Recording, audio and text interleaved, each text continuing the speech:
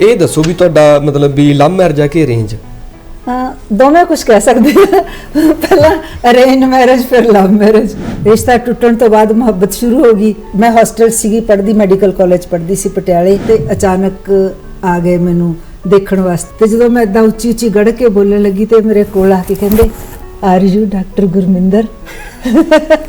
ਜਦੋਂ ਪਹਿਲੀ ਵਾਰੀ ਵੇਖਿਆ ਤੁਹਾਡਾ ਕੀ ਰਿਐਕਸ਼ਨ? ਮੈਂ ਵੀ ਹੈਰਾਨ ਹੋ ਗਿਆ ਉਹਨਾਂ ਨੂੰ ਦੇਖ ਕੇ। ਫਿਰ ਇਹਨਾਂ ਨੂੰ ਮੇਰੇ ਦੰਦ ਪਸੰਦ ਆ ਗਏ ਸੀ, ਸੱਚੀ ਦੱਸ। ਕਹਿੰਦੇ ਮੈਂ ਤੇਰਾ ਰਿਸ਼ਤਾ ਦੰਦ ਦੇਖ ਕੇ ਕੀਤਾ ਸੀ। ਮੈਂ ਜਦੋਂ ਜਵਾਬ ਲਿਖਣਾ, ਪੱਟੇ ਹੋਏ ਕਾਗਜ਼ਾਂ ਨਾਲ, ਗੁੱਛਾ ਮੁੱਛਾ ਕਾਗਜ਼ਾਂ ਨਾਲ ਭਰ ਗਿਆ। ਆਖਰੀ ਜਿਹੜਾ ਕਾਗਜ਼ ਸੀਗਾ ਉਹਦੇ ਤੇ ਹਾਂ ਲਿਖੀ। ਠੀਕ ਹੈ। ਲਿਖ ਕੇ ਤੇ ਲਿਫਾਫੇ ਦੇ ਵਿੱਚ ਪਾ ਕੇ ਵੀ ਮੈਨੂੰ ਲੱਗੇ ਵੀ ਸਵੇਰ ਤੱਕ ਮੇਰਾ ਮਨ ਪਤਾ ਨਹੀਂ ਬਦਲੇ ਕੀ। ਤੇ 2 ਵਜੇ ਸੀ ਤੇ ਹੋਸਟਲ ਦਾ ਗੇਟ ਬੰਦ ਸੀਗਾ ਤੇ ਬਾਹਰ ਲੈਟਰ ਬਾਕਸ ਸੀਗਾ। ਜਾ ਕੇ ਚੌਕੀਦਾਰ ਨੂੰ ਜਗਾਇਆ ਸੁੱਤੇ ਪਏ ਨੂੰ ਵੀ ਗੇਟ ਖੋਲ, ਐਮਰਜੈਂਸੀ ਹੈ। ਗੇਟ ਖੋਲ ਕੇ ਲੈਟਰ ਬਾਕਸ ਦੇ ਵਿੱਚ ਚਿੱਠੀ ਪਾਈ। ਦੂਜੇ ਦਿਨ ਸਵੇਰੇ ਵੀ ਮੈਂ ਲੈਟਰ ਬਾਕਸ ਵਿੱਚ ਦੇਖ ਰਹੀ ਸੀ ਵੀ ਹੁਣ ਇਹਦੇ 'ਚ ਮੇਰੀ ਹਾਂ ਪਈ ਹੈ। ਫਿਰ ਉਸ ਹਾਂ ਤੋਂ ਬਾਅਦ ਚਿੱਠੀਆਂ ਦਾ ਸਿਲਸਿਲਾ ਸ਼ੁਰੂ ਹੋ ਗਿਆ। ਫਿਰ ਤੁਸੀਂ ਰੋਜ਼ਾਨਾ ਚਿੱਠੀ ਲਿਖਦੇ? ਰੋਜ਼ਾਨਾ ਲਿਖਦੇ ਹੁੰਦੇ ਸੀਗੇ ਤੇ ਡਾਕੀਏ ਨੂੰ ਵੀ ਦੂਰੋਂ ਹੀ ਪਤਾ ਹੁੰਦਾ ਸੀ ਵੀ ਮੇਰੀਆਂ ਚਿੱਠੀਆਂ ਹੈਗੀਆਂ। ਕਿੰਨੇ ਵਾਰੀ ਪੜ੍ਹਦੇ ਸੀ ਫਿਰ ਇਹਨਾਂ ਦੀਆਂ ਚਿੱਠੀਆਂ? ਅੱਜ ਦੱਸੋ, ਅੱਜ ਇਹ ਗੱਲ ਮੈਂ ਪੁੱਛੀ ਨਹੀਂ ਕਦੇ। ਤੁਸੀਂ ਪੁੱਛੋ? ਮੈਂ ਪੁੱਛੂਗਾ ਜੀ, ਮੈਂ ਸੁਣਨ ਵਾਲਾ ਬੈਠਾ ਨਾ ਹੁਣ। ਅੱਜ ਵੈਸੇ ਚਿੱਠੀਆਂ ਸਾਂਭੀਆਂ ਹੋਈਆਂ ਮੇਰੀਆਂ। ਹੌਲੀ ਵੀ ਸਾਂਭੀਆਂ ਹੋਈਆਂ? ਮੈਂ ਇਹਨਾਂ ਦੀਆਂ ਸਾਂਭੀਆਂ ਹੋਈਆਂ, ਇਹਨਾਂ ਨੇ ਮੇਰੀਆਂ ਨਹੀਂ ਸਾਂਭੀਆਂ ਹੋਈਆਂ। ਤੁਸੀਂ ਸਾਂਭੀਆਂ ਨਹੀਂ ਜੀ ਚਿੱਠੀਆਂ? ਮੈਂ ਨਹੀਂ ਸਮਝਿਆ। ਇੰਨੀ ਸ਼ਾਇਰੀ ਲਿਖੀ ਮੈਮ ਨੇ ਧਰਮ ਨਾਲ, ਹਨਾ ਜੀ? ਤੁਸੀਂ ਸਾਂਭੀਆਂ ਨਹੀਂ? ਮੇਰੇ ਕੋਲ ਪਈਆਂ ਨੇ ਸੱਚੀ। ਇੱਥੇ ਹੀ ਸ਼ੇਅਰ ਚਲੋ ਕਰ ਦਿੰਦੇ ਆ ਗੱਲ। ਮਤਲਬ ਮੈਂ ਉੱਥੇ ਲਿਖਿਆ ਹੋਇਆ ਵੀ ਜਦੋਂ ਮੈਂ ਮਰ ਜਾਵਾਂ ਨਾ ਤੇ ਚਿੱਠੀਆਂ ਮੇਰੇ ਉੱਤੇ ਵਿਛਾ ਦਿਓ।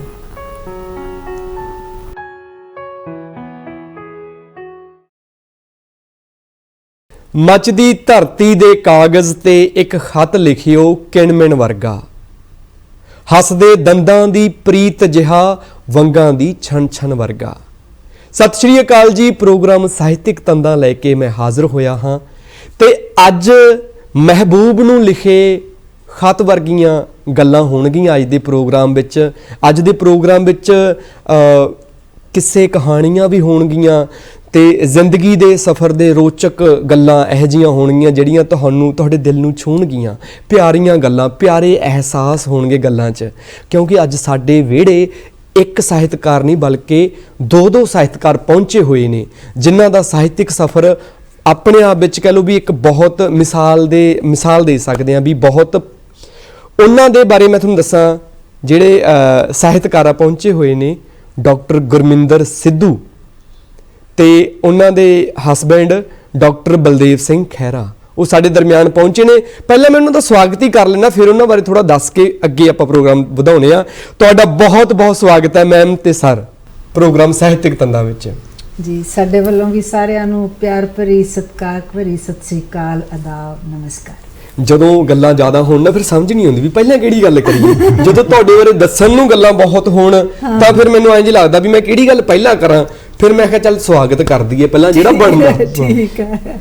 ਮੈਮ ਗੁਰਮਿੰਦਰ ਸਿੱਧੂ ਬਾਰੇ ਦੱਸ ਦੇਵਾਂ ਕਿ ਇਹ ਬੱਚਿਆਂ ਦੇ ਮਾਹਿਰ ਨੇ, ਡਾਕਟਰ ਨੇ ਤੇ ਬੱਚਿਆਂ ਦੇ ਰੋਗਾਂ ਦੇ ਮਾਹਰ। ਤੇ ਸਰ ਨੇ ਜਿਹੜੇ ਉਹ ਆਈ ਸਪੈਸ਼ਲਿਸਟ ਨੇ, ਅੱਖਾਂ ਦੇ ਰੋਗਾਂ ਦੇ ਮਾਹਰ। ਠੀਕ ਹੈ ਜੀ, 2 ਡਾਕਟਰ ਨੇ ਸਾਡੇ ਦਰਮਿਆਨ ਤੇ ਗੱਲਾਂ ਸਾਹਿਤ ਦੀਆਂ ਕਰਦੇ ਨੇ ਇਹ ਡਾਕਟਰ।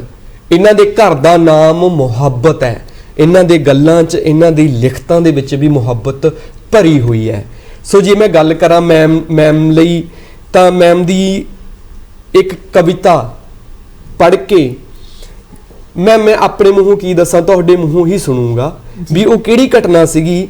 ਖੈਰ ਜਿਹੜਾ ਮੇਰਾ ਪਹਿਲਾ ਸਵਾਲ ਹੁੰਦਾ ਉਹ ਵੀ ਰਹਿ ਜਾਊਗਾ, ਪਰ ਅੱਜ ਉਹ ਸਵਾਲ ਆਪਾਂ ਪੁੱਛਦੇ ਨਹੀਂ ਹੈਗੇ, ਆਪਾਂ ਗੱਲਾਂ ਬਾਤਾਂ ਹੀ ਕਰਦੇ ਹਾਂ। ਠੀਕ ਹੈ। ਉਹ ਕਿੱਸਾ ਦੱਸੋ ਜਿਹੜੇ ਨੂੰ ਪੜ੍ਹ ਕੇ ਮੈਮ ਨੇ ਔਰਤਾਂ ਬਾਰੇ ਬਹੁਤ ਲਿਖਿਆ, ਸਮਾਜਿਕ ਸਰੋਕਾਰਾਂ ਬਾਰੇ ਬਹੁਤ ਲਿਖਿਆ ਤੇ ਮੈਮ ਨੂੰ ਇਹ ਸੁਭਾਗ ਹਾਸਲ ਆ ਕਿ ਇਹਨਾਂ ਦੀਆਂ ਲਿਖਤਾਂ ਪੜ੍ਹ ਕੇ ਨਾ ਤਾਂ ਵੀ ਭਰੂਣ ਹੱਤਿਆ ਬਹੁਤ ਘਟੀ। ਬੜੇ ਲੋਕਾਂ ਨੇ ਮਤਲਬ ਵੀ ਮੈਮ ਤੁਸੀਂ ਦੱਸੋ, ਮੈਂ ਥੋੜਾ ਜਿਹਾ ਇਮੋਸ਼ਨਲ ਹੋ ਜਾਂਦਾ। ਮੈਂ ਇੰਨਾ ਕੀ ਦੱਸਦੀ ਹਾਂ ਜੀ। ਇਹ ਇੱਕ ਚਿੱਠੀ ਸੀਗੀ ਜਿਹੜੀ, ਜੇ ਸਾਰੀ ਕਹਾਣੀ ਦੱਸਾਂ ਤਾਂ ਇਸ ਤਰ੍ਹਾਂ ਹੀ ਹੈ ਕਿ ਇੱਕ ਮਾਂ ਮੇਰੇ ਕੋਲੇ ਆਈ ਸੀਗੀ ਕਿ ਮੈਨੂੰ ਰੈਫਰ ਕਰ ਦਿਓ, ਮੈਂ ਅਬੋਰਸ਼ਨ ਕਰਾਣੀ ਆ ਜੀ। ਤੇ ਮੈਂ ਪੁੱਛਿਆ ਵੀ ਕਿਉਂ ਅਬੋਰਸ਼ਨ ਕਰਾਣੀ ਆ, ਤਾਂ ਉਹਨੇ ਕਿਹਾ ਵੀ ਮੇਰੇ ਪੇਟ 'ਚ ਬੱਚੀ ਹੈ। ਇਹ 1988 ਦੀ ਗੱਲ ਹੈ, ਮੈਂ ਡਿਸਪੈਂਸਰੀ 'ਚ ਪੋਸਟਡ ਸੀਗੀ। ਤੇ ਮੈਂ ਕਿਹਾ ਤੂੰ ਸਿਰਫ ਇਸ ਕਰਕੇ ਅਬੋਰਸ਼ਨ ਕਰਾਣੀ ਆ ਕਿ ਤੇਰੇ ਪੇਟ 'ਚ ਬੱਚੀ ਹੈ? ਉਹ ਕਹਿੰਦੀ ਹਾਂ। ਤੇ ਮੈਂ ਉਹਨੂੰ ਸਮਝਾਉਣ ਦੀ ਕੋਸ਼ਿਸ਼ ਕੀਤੀ ਵੀ ਇਹ ਤਾਂ ਬਹੁਤ ਗਲਤ ਕਰ ਰਹੀ ਹੈ। ਤੇ ਉਹ ਕਹਿੰਦੀ ਕਿ ਮੇਰਾ ਘਰ ਵਾਲਾ ਨਹੀਂ ਮੰਨਦਾ, ਮੈਨੂੰ ਮਜਬੂਰ ਕਰ ਰਿਹਾ ਜੀ। ਤੇ ਮੈਂ ਉਹਨੂੰ ਕਿਹਾ ਵੀ ਆਪਣੇ ਘਰ ਵਾਲੇ ਨੂੰ ਬੁਲਾ, ਉਹਨਾਂ ਨੂੰ ਵੀ ਬੁਲਾਇਆ ਅੰਦਰ। ਤੇ ਮੈਂ ਫਿਰ ਉਹਨਾਂ ਦੋਵਾਂ ਨੂੰ ਕਾਫੀ ਸਮਝਾਇਆ ਵੀ ਇਸ ਤਰ੍ਹਾਂ ਤੁਸੀਂ ਆਪਣੀ ਧੀ ਦਾ ਕਤਲ ਨਾ ਕਰੋ। ਉਹਨਾਂ ਦਾ ਵੀ ਜਵਾਬ ਬੜਾ ਜਾਇਜ਼ ਸੀਗਾ ਕਿ ਉਹ ਕਹਿੰਦੇ ਵੀ ਧੀਆਂ ਨੂੰ ਵਿਆਹੁਣਾ ਕਿੰਨਾ ਔਖਾ, ਪੜ੍ਹਾਉਣਾ ਕਿੰਨਾ ਔਖਾ, ਕਿੰਨੇ ਸਾਰੇ ਕਾਰਨ ਨੇ ਜਿਨ੍ਹਾਂ ਕਰਕੇ ਲੋਕ ਧੀਆਂ ਨੂੰ ਮਾਰਦੇ ਨੇ। ਕਾਫੀ ਸਮਝਾ ਕੇ ਮੈਂ ਉਹਨਾਂ ਨੂੰ ਕਿਹਾ ਵੀ ਤੁਸੀਂ ਇੱਦਾਂ ਕਰੋ, ਜਿਹੜੀਆਂ ਮੈਂ ਤੁਹਾਨੂੰ ਗੱਲਾਂ ਦੱਸੀਆਂ ਨਾ, ਤੁਸੀਂ ਅੱਜ ਨਾ ਮੈਥੋਂ ਰੈਫਰ ਕਰਵਾਓ। ਰੈਫਰ ਮੀਨਸ ਕਿ ਅਸੀਂ ਵੱਡੇ ਹਸਪਤਾਲ 'ਚ ਉਹਨਾਂ ਨੂੰ ਭੇਜਦੇ ਹੁੰਦੇ ਸੀ ਜਿੱਥੇ ਉਹਨਾਂ ਦਾ ਆਪਰੇਸ਼ਨ ਹੁੰਦਾ ਸੀਗਾ। ਤੇ ਤੁਸੀਂ ਮਤਲਬ ਕਿਸੇ ਮੰਦਿਰ ਜਾਂ ਗੁਰਦੁਆਰੇ ਜਿੱਥੇ ਤੁਸੀਂ ਵਿਸ਼ਵਾਸ ਹੈਗਾ ਉੱਥੇ ਬੈਠ ਕੇ ਤੁਸੀਂ ਵਿਚਾਰੋ ਤੇ ਫਿਰ ਤੁਸੀਂ ਸੋਚੋ ਕਿ ਅਸੀਂ ਆਪਣੀ ਬੱਚੀ ਕਤਲ ਕਰਵਾਉਣੀ ਹੈ ਜਾਂ ਨਹੀਂ ਕਰਵਾਉਣੀ। ਤਾਂ ਉਹਨਾਂ ਨੇ ਉਹ ਨਹੀਂ ਆਏ ਦੂਸਰੇ ਦਿਨ ਕਰਵਾਉਣ ਵਾਸਤੇ। ਇਹ ਗੱਲ ਮੈਂ ਘਰ ਆ ਕੇ ਡਾਕਟਰ ਸਾਹਿਬ ਨੂੰ ਦੱਸੀ ਕਿ ਇਸ ਤਰ੍ਹਾਂ ਦਾ ਰੁਝਾਨ ਵੀ ਸ਼ੁਰੂ ਹੋ ਰਿਹਾ। ਇਹ ਤਾਂ ਜਦੋਂ ਵੀ ਔਰਤਾਂ ਪ੍ਰੈਗਨੈਂਟ ਹੋਣਗੀਆਂ ਤੇ ਲੋਕ ਟੈਸਟ ਕਰਵਾਉਣਗੇ ਤੇ ਕੁੜੀਆਂ ਹੋਣਗੀਆਂ ਤਾਂ ਮਾਰੀ ਜਾਣਗੇ। ਤਾਂ ਇਹ ਮੈਨੂੰ ਕਹਿੰਦੇ ਕਿ ਤੂੰ ਲਿਖ ਇਹਦੇ ਬਾਰੇ ਕੁਝ। ਤੇ ਪਹਿਲਾਂ ਤਾਂ ਮੈਨੂੰ ਲੱਗਿਆ ਕਿ ਮੈਂ ਕੀ ਇਹਦੇ ਨਾਲ ਤੁਹਾਨੂੰ ਇਹ ਵੀ ਪਤਾ ਲੱਗੂ ਕਿ ਇਹਨਾਂ ਦੀ ਕਿੰਨੀ ਕੁ ਮੇਰੀਆਂ ਲਿਖਤਾਂ 'ਚ ਦੇਣ ਹੈਗੀ ਹੈ। ਤੇ ਮੈਂ ਕਿਹਾ ਵੀ ਮੈਂ ਕੀ ਲਿਖ ਸਕਦੀ ਹਾਂ। ਕਹਿੰਦੇ ਨਹੀਂ, ਕਲਮ 'ਚ ਬੜੀ ਤਾਕਤ ਹੁੰਦੀ ਹੈ, ਤੂੰ ਲਿਖ ਸਹੀ। ਤੇ ਮੈਂ ਫਿਰ ਨਾ ਉਦੋਂ ਇੱਕ ਮੈਂ ਕਹਾਣੀ ਲਿਖੀ, ਜਿਵੇਂ ਮੈਂ ਆਪਣੇ ਵੱਲੋਂ ਇਹਨਾਂ ਨੂੰ ਉਸ ਬੰਦੇ ਦੇ ਥਾਂ ਮਿੱਥ ਲਿਆ, ਉਸ ਬੱਚੀ ਦੇ ਬਾਪ ਦੇ ਥਾਂ ਉਸ ਔਰਤ ਦੀ ਜਗ੍ਹਾ ਮੈਂ ਆਪ ਹੋ ਗਈ। ਤੇ ਸਾਰੀ ਰਾਤ ਸਾਡਾ ਸੰਘਰਸ਼ ਚੱਲਦਾ ਹੈ ਕਿ ਅਸੀਂ ਕਿਉਂ ਆਪਣੀ ਬੱਚੀ ਨੂੰ ਮਾਰਨਾ ਜਾਂ ਅਸੀਂ ਕਿਉਂ ਨਹੀਂ ਮਾਰਨਾ। ਕਦੀ ਫੈਸਲਾ ਕਰਦੇ ਆ ਮਾਰ ਲਓ, ਕਦੀ ਕਹਿੰਦੇ ਸੋ ਸਾਰਾ ਸੰਘਰਸ਼ ਜਿਹੜਾ ਉਸ ਕਹਾਣੀ ਦੇ ਵਿੱਚ ਸੀਗਾ। ਤੇ ਸਾਰੀ ਰਾਤ ਇਹ ਗੱਲਾਂ ਬਾਤਾਂ ਕਰਦੇ ਨੇ, ਸਵੇਰੇ ਉਹ ਫੈਸਲਾ ਕਰ ਲੈਂਦੇ ਨੇ ਕਿ ਨਹੀਂ ਅਸੀਂ ਆਪਣੀ ਬੱਚੀ ਰੱਖਾਂਗੇ, ਅਸੀਂ ਦੁਨੀਆ ਦਾ ਮੁਕਾਬਲਾ ਕਰਾਂਗੇ, ਅਸੀਂ ਇਹਨੂੰ ਪੜ੍ਹਾਵਾਂਗੇ ਲਿਖਾਵਾਂਗੇ। ਜਿਹੜੀ ਮੈਮ ਦੀ ਲਿਖਤ ਸੀ ਨਾ ਉਹ ਹਸਪੀਟਲਾਂ ਦੇ ਵਿੱਚ ਨਾ ਬਾਹਰ ਪੋਸਟਰ ਬਣ ਕੇ ਵੀ ਲੱਗੀ। ਤੇ ਉਸ ਪੋਸਟਰ ਨੂੰ ਕੀ ਹੁੰਦਾ, ਅੱਜ ਤੋਂ ਲਗਭਗ 30 ਵਰ੍ਹੇ ਪਹਿਲਾਂ ਇੱਕ ਕਪਲ ਆਉਂਦਾ ਜਿਹੜਾ ਨੇ ਬੱਚੀ ਦਾ ਕਹਿ ਲਓ ਵੀ ਉਹ ਅਬੋਰਸ਼ਨ ਕਰਵਾਉਣਾ ਸੀਗਾ। ਤਾਂ ਉਹ ਜਦੋਂ ਪੜ੍ਹਦੇ ਨੇ ਤਾਂ ਉਹ ਵਾਪਸ ਮੁੜ ਜਾਂਦੇ ਨੇ। ਤੇ ਫਿਰ ਅੱਜ ਉਹ ਬੱਚੀ ਉਸ ਤੋਂ ਬਾਅਦ ਇਹਨਾਂ ਦੇ ਉਹ ਲਿੰਕ 'ਚ ਵੀ ਨੇ ਤੇ ਇਹਨਾਂ ਦਾ ਧੰਨਵਾਦ ਕਰਿਆ। ਉਹ ਬੱਚੀ ਪੜ੍ਹ ਰਹੀ ਆ, ਆਪਣਾ ਨਾਮ ਉੱਚਾ ਕਰ ਰਹੀ ਹੈ, IAS ਦੀ ਵੀ ਤਿਆਰੀ ਕਰ ਰਹੀ ਆ। ਉਹ ਬੱਚੀ ਦਾ ਮੈਂ ਪੋਸਟਰ ਵਿਖਾਉਣਾ। ਇਹ ਬੱਚੀ ਆ ਉਹ ਜਿਹਦਾ ਅਬੋਰਸ਼ਨ ਹੁੰਦਾ ਬਚਿਆ, ਸਿਰਫ ਆ ਜਿਹੜੀ ਨੀਚੇ ਇਹਨਾਂ ਦੀ ਲਿਖਤ ਹੈਗੀ ਆ ਉਹਦੇ ਕਰਕੇ, ਕਿਉਂਕਿ ਉਹਨਾਂ ਨੇ ਹਸਪਤਾਲ ਦੇ ਵਿੱਚ ਲੱਗਿਆ ਹੋਇਆ ਇਹ ਪੋਸਟਰ ਪੜ੍ਹ ਲਿਆ ਤੇ ਉਹਨਾਂ ਨੇ ਉਹ ਫੈਸਲਾ ਨਹੀਂ ਲਿਆ। ਤੇ ਬਾਅਦ ਚ ਇਹਨਾਂ ਦਾ ਸ਼ੁਕਰਾਨਾ ਵੀ ਕਰਿਆ ਮੈਮ ਦਾ। ਜੀ ਸਭ ਤੋਂ ਪਹਿਲਾਂ ਇਹੀ ਚਿੱਠੀ ਜਿਹੜੀ ਹੈ ਫਿਰ ਉਹ ਬੱਚੀ ਮਤਲਬ ਆਪਣੀ ਮਾਂ ਦੇ ਗਰਭ ਵਿੱਚੋਂ ਮਾਂ ਨੂੰ ਚਿੱਠੀ ਲਿਖਦੀ ਹੈ, ਜਿਹੜਾ ਇਹਦੇ ਵਿੱਚ ਸਾਰਾਂਸ਼ ਹੈਗਾ ਕਿ ਮਾਂ ਮੈਂ ਜਿਉਣਾ ਚਾਹੁੰਦੀ ਹਾਂ, ਮੈਂ ਚੰਦ ਤਾਰੇ ਦੇਖਣਾ ਚਾਹੁੰਦੀ ਹਾਂ, ਮੈਂ ਤੇਰਾ ਮੂੰਹ ਦੇਖਣਾ ਚਾਹੁੰਦੀ ਹਾਂ। ਇਸ ਤਰ੍ਹਾਂ ਦੀ ਇਹ ਚਿੱਠੀ ਹੈਗੀ ਹੈ ਸਾਰੀ ਜਿਹੜੀ ਛਪੀ। ਤੇ ਸਭ ਤੋਂ ਪਹਿਲਾਂ ਜਿਹੜੀ ਬੱਚੀ, ਕਾਫੀ ਸਾਰੀਆਂ ਬੱਚੀਆਂ ਬਾਅਦ 'ਚ ਮੈਨੂੰ ਉਹਨਾਂ ਦੇ ਕਾਰਡ ਆਉਂਦੇ ਰਹੇ, ਪੋਸਟਾਂ ਆਉਂਦੀਆਂ ਰਹੀਆਂ, ਪਰ ਇਹ ਬੱਚੀ ਦੇ ਬਾਪ ਨੇ ਫਿਰ ਲਿਖਿਆ ਕਿ ਤੁਹਾਡੇ ਕਰਕੇ ਮੈਨੂੰ ਇੰਨਾ ਮਾਣ ਹੋ ਰਿਹਾ। ਤੇ ਉਹਨੂੰ ਬੱਚੀ ਬਹੁਤ ਸਰਟੀਫਿਕੇਟ ਲੈਂਦੀ ਸੀ, ਫਸਟ ਆਉਂਦੀ ਸੀ ਕਲਾਸ ਦੇ ਵਿੱਚੋਂ ਤੇ ਬੜੇ ਇਨਾਮ ਵਗੈਰਾ ਲੈਂਦੀ ਸੀ। ਸੋ ਇਸ ਪੋਸਟਰ ਤਾਂ 90-92 ਵਿੱਚ ਛਪਿਆ। ਉਹ ਤੋਂ ਬਾਅਦ ਫਿਰ ਹੋਰ ਲੋਕਾਂ ਨੇ ਇਹਦੇ ਤੋਂ ਪੋਸਟਰ ਛਪਾ ਕੇ, ਹੈਲਥ ਡਿਪਾਰਟਮੈਂਟ ਨੇ ਵੀ, ਆਪਣਾ ਸ਼੍ਰੋਮਣੀ ਕਮੇਟੀ ਨੇ ਵੀ ਤੇ ਹੋਰ ਕਈ ਕਲੱਬਸ ਵਗੈਰਾ ਨੇ। ਅਜੇ ਤੱਕ ਹਰ ਸਾਲ ਲੋਕੀ ਮੇਰੇ ਕੋਲ ਅਲੱਗ-ਅਲੱਗ ਪਏ ਨੇ ਉਹ ਕੈਲੰਡਰ, ਉਹ ਮੈਨੂੰ ਇੱਕ ਦੇ ਕੇ ਜਾਂਦੇ ਆ ਕੈਲੰਡਰ, ਇੱਕ ਸਾਡੇ ਘਰ ਵੀ ਲੱਗਿਆ ਹੋਇਆ। ਤੇ ਇਹ ਸਾਰੇ ਫਿਰ ਲੋਕੀ ਜਗ੍ਹਾ ਲਗਾਉਂਦੇ ਨੇ ਤੇ ਲੋਕਾਂ ਦੇ ਮਨ ਬਦਲਦੇ ਨੇ। ਮੈਨੂੰ ਕੋਈ 100 ਤੋਂ ਵੱਧ ਬੱਚੀਆਂ ਦੇ ਐਡਰੈਸ ਮੇਰੇ ਕੋਲੇ ਹੈਗੇ ਨੇ ਜਿਹੜੀਆਂ ਇਹ ਚਿੱਠੀ ਪੜ੍ਹ ਕੇ ਬਚੀਆਂ ਨੇ। ਹਾਂਜੀ। ਤੇ ਮੈਮ ਬਾਰੇ ਹੋਰ ਗੱਲ ਦੱਸ ਦੇਵਾਂ ਕਿ ਮੈਮ ਦਾ ਨਾ ਇੱਕ ਨਜ਼ਮਾਂ ਤੇ ਕਵਿਤਾਵਾਂ ਦੇ ਉੱਤੇ ਨਾ ਇੱਕ ਪਲੇ, ਅਨੀਤਾ ਸ਼ਬਦੀਸ਼ ਰੰਗਮੰਚ ਦੀ ਬਹੁਤ ਵੱਡੀ ਮਤਲਬ ਅਦਾਕਾਰਾ, ਉਹਨੇ 125 ਤੋਂ ਵਧੇਰੇ ਵਾਰ ਇੱਕ ਪਲੇ ਖੇਡਿਆ, ਚਿੜੀ ਦੀ ਅੰਬਰ ਵੱਲ ਉਡਾਨ, ਤੇ ਉਹ ਵੀ ਬੜਾ ਮਕਬੂਲ ਹੋਇਆ। ਤੇ ਮੈਮ ਦੇ ਬਾਰੇ ਪਹਿਲਾਂ ਮੈਂ ਮੈਮ ਬਾਰੇ ਦੱਸ ਦੇਵਾਂ। ਇਹਨਾਂ ਦੀਆਂ ਹੁਣ ਤੱਕ 13 ਕਿਤਾਬਾਂ ਆ ਚੁੱਕੀਆਂ ਨੇ। ਇਹਨਾਂ ਦੀਆਂ ਕਿਤਾਬਾਂ ਬੱਚੇ ਸਕੂਲਾਂ 'ਚ ਵੀ ਪੜ੍ਹਦੇ ਨੇ। 2 ਕਿਤਾਬਾਂ ਜਿਹੜੀਆਂ ਬੱਚਿਆਂ ਲਈ ਆਈਆਂ ਹੈਗੀਆਂ, ਰੁੱਖਾਂ ਦੀ ਅੰਤਾਕਸ਼ਰੀ, ਚੰਦ ਦੀ ਬਰਫੀ, ਉਸ ਤੋਂ ਇਲਾਵਾ ਨਾਵਲ ਹੈਗਾ ਅੰਬਰੀ ਉੱਡਣ ਤੋਂ ਪਹਿਲਾਂ, ਠੀਕ ਹੈ। ਤੇ ਵਾਰਤਕ ਦੇ ਵਿੱਚ ਨਾ ਮੰਮੀ ਨਾ, ਹਨਾ, ਧੀਆਂ ਨਾਲ ਜੱਗ ਵਸੇਂਦਾ, ਚੌਮੁਖੀਆ ਇਬਾਰਤਾਂ। ਤੇ ਮਤਲਬ ਜੇ ਕਵਿਤਾ ਦੀ ਗੱਲ ਕਰੀਏ ਤਾਂ ਹੰਝੂ ਭਿੱਜਿਆ ਮੌਸਮ, ਤਾਰਿਆਂ ਦੀ ਛਾਵੇਂ, ਤੇ ਬੁੱਕਲ ਵਿਚਲੇ ਸੂਰਜ ਹੁਣ ਅਲਵਿਦਾ ਹੁੰਦੇ ਨੇ ਖਤ, ਕਹਿ ਦਿਓ ਉਸ ਕੁੜੀ ਨੂੰ। ਇਹ ਸਾਹਿਤਕ ਸਫ਼ਰ ਆ ਮੈਮ ਦਾ ਜੀ, ਠੀਕ ਹੈ ਜੀ। ਮੈਮ ਨੇ ਡਾਕਟਰੀ ਫੀਲਡ ਦੇ ਵਿੱਚ ਵੀ ਆਪਣੀ ਜ਼ਿੰਦਗੀ ਕਹ ਲਓ ਵੀ ਸੇਵਾ ਦੇ ਵਿੱਚ ਹਾਂਜੀ ਲੰਘਾਈ ਆ। ਸਰ ਦੇ ਲਿਖਣ ਦਾ ਜਿਹੜਾ ਸਫ਼ਰ ਮੈਂ ਤੁਹਾਨੂੰ ਦੱਸ ਦਿਆਂ ਕਿੱਦਾਂ ਸ਼ੁਰੂ ਹੋਇਆ। ਜਦੋਂ ਸਾਹਿਤਕ ਸਭਾਵਾਂ ਵਿੱਚ ਮੈਮ ਜਾਂਦੇ ਸੀਗੇ, ਮੈਮ ਦਾ ਆਪਣਾ ਇੱਕ ਨਾਮ ਬਣ ਗਿਆ ਸੀ ਸਾਹਿਤਕ ਖੇਤਰ ਦੇ ਵਿੱਚ, ਤਾਂ ਸਾਰੇ ਪੁੱਛਦੇ ਸੀ ਵੀ ਤੁਸੀਂ ਕੀ ਲਿਖਦੇ ਹੋ। ਹਾਂਜੀ, ਇਹੀ ਗੱਲ ਸੀ ਇਹ ਪੁੱਛਦੇ ਸੀਗੇ। ਤੇ ਫਿਰ ਸਰ ਨੇ ਮਿੰਨੀ ਕਹਾਣੀ ਲਿਖਣਾ ਸ਼ੁਰੂ ਕਰਿਆ। ਹਾਂ, ਮੈਂ ਜਵਾਬ ਦਿੰਦਾ ਸੀ ਕਿ ਮੈਂ ਕੁਝ ਨਹੀਂ ਲਿਖਦਾ, ਮੈਂ ਡਰਾਈਵਰ ਦੀ ਡਿਊਟੀ ਕਰਨ ਆਇਆ। ਲੇਕਿਨ ਬਾਅਦ 'ਚ ਕੁਝ ਚਿਰ ਬਾਅਦ ਮੈਨੂੰ ਲੱਗਾ ਕਿ ਇਹ ਜਵਾਬ ਪੁਰਾਣਾ ਹੋ ਗਿਆ, ਮੈਨੂੰ ਕੁਝ ਨਾ ਕੁਝ ਲਿਖਣਾ ਚਾਹੀਦਾ।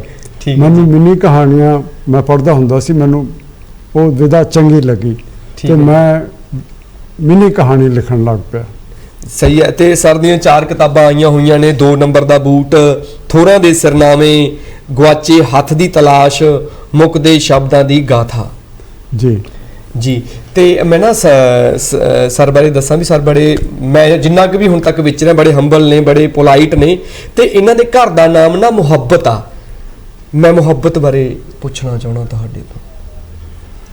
ਮੁਹੱਬਤ ਜਿਹੜੀ ਹੈ ਉਹ ਸਾਡੇ ਜ਼ਿੰਦਗੀ ਦਾ ਇੱਕ ਅਹਿਮ ਹਿੱਸਾ ਰਿਹਾ ਜੀ, ਔਰ ਸਾਡੀ ਆਪਸੀ ਮੁਹੱਬਤ ਤਾਂ ਹੈ ਹੀ ਹੈ, ਲੇਕਿਨ ਸਾਡੀ ਮੁਹੱਬਤ ਸਮਾਜ ਨਾਲ ਉਦੋਂ ਵੀ ਜ਼ਿਆਦਾ ਰਹੀ ਹੈ ਜੀ।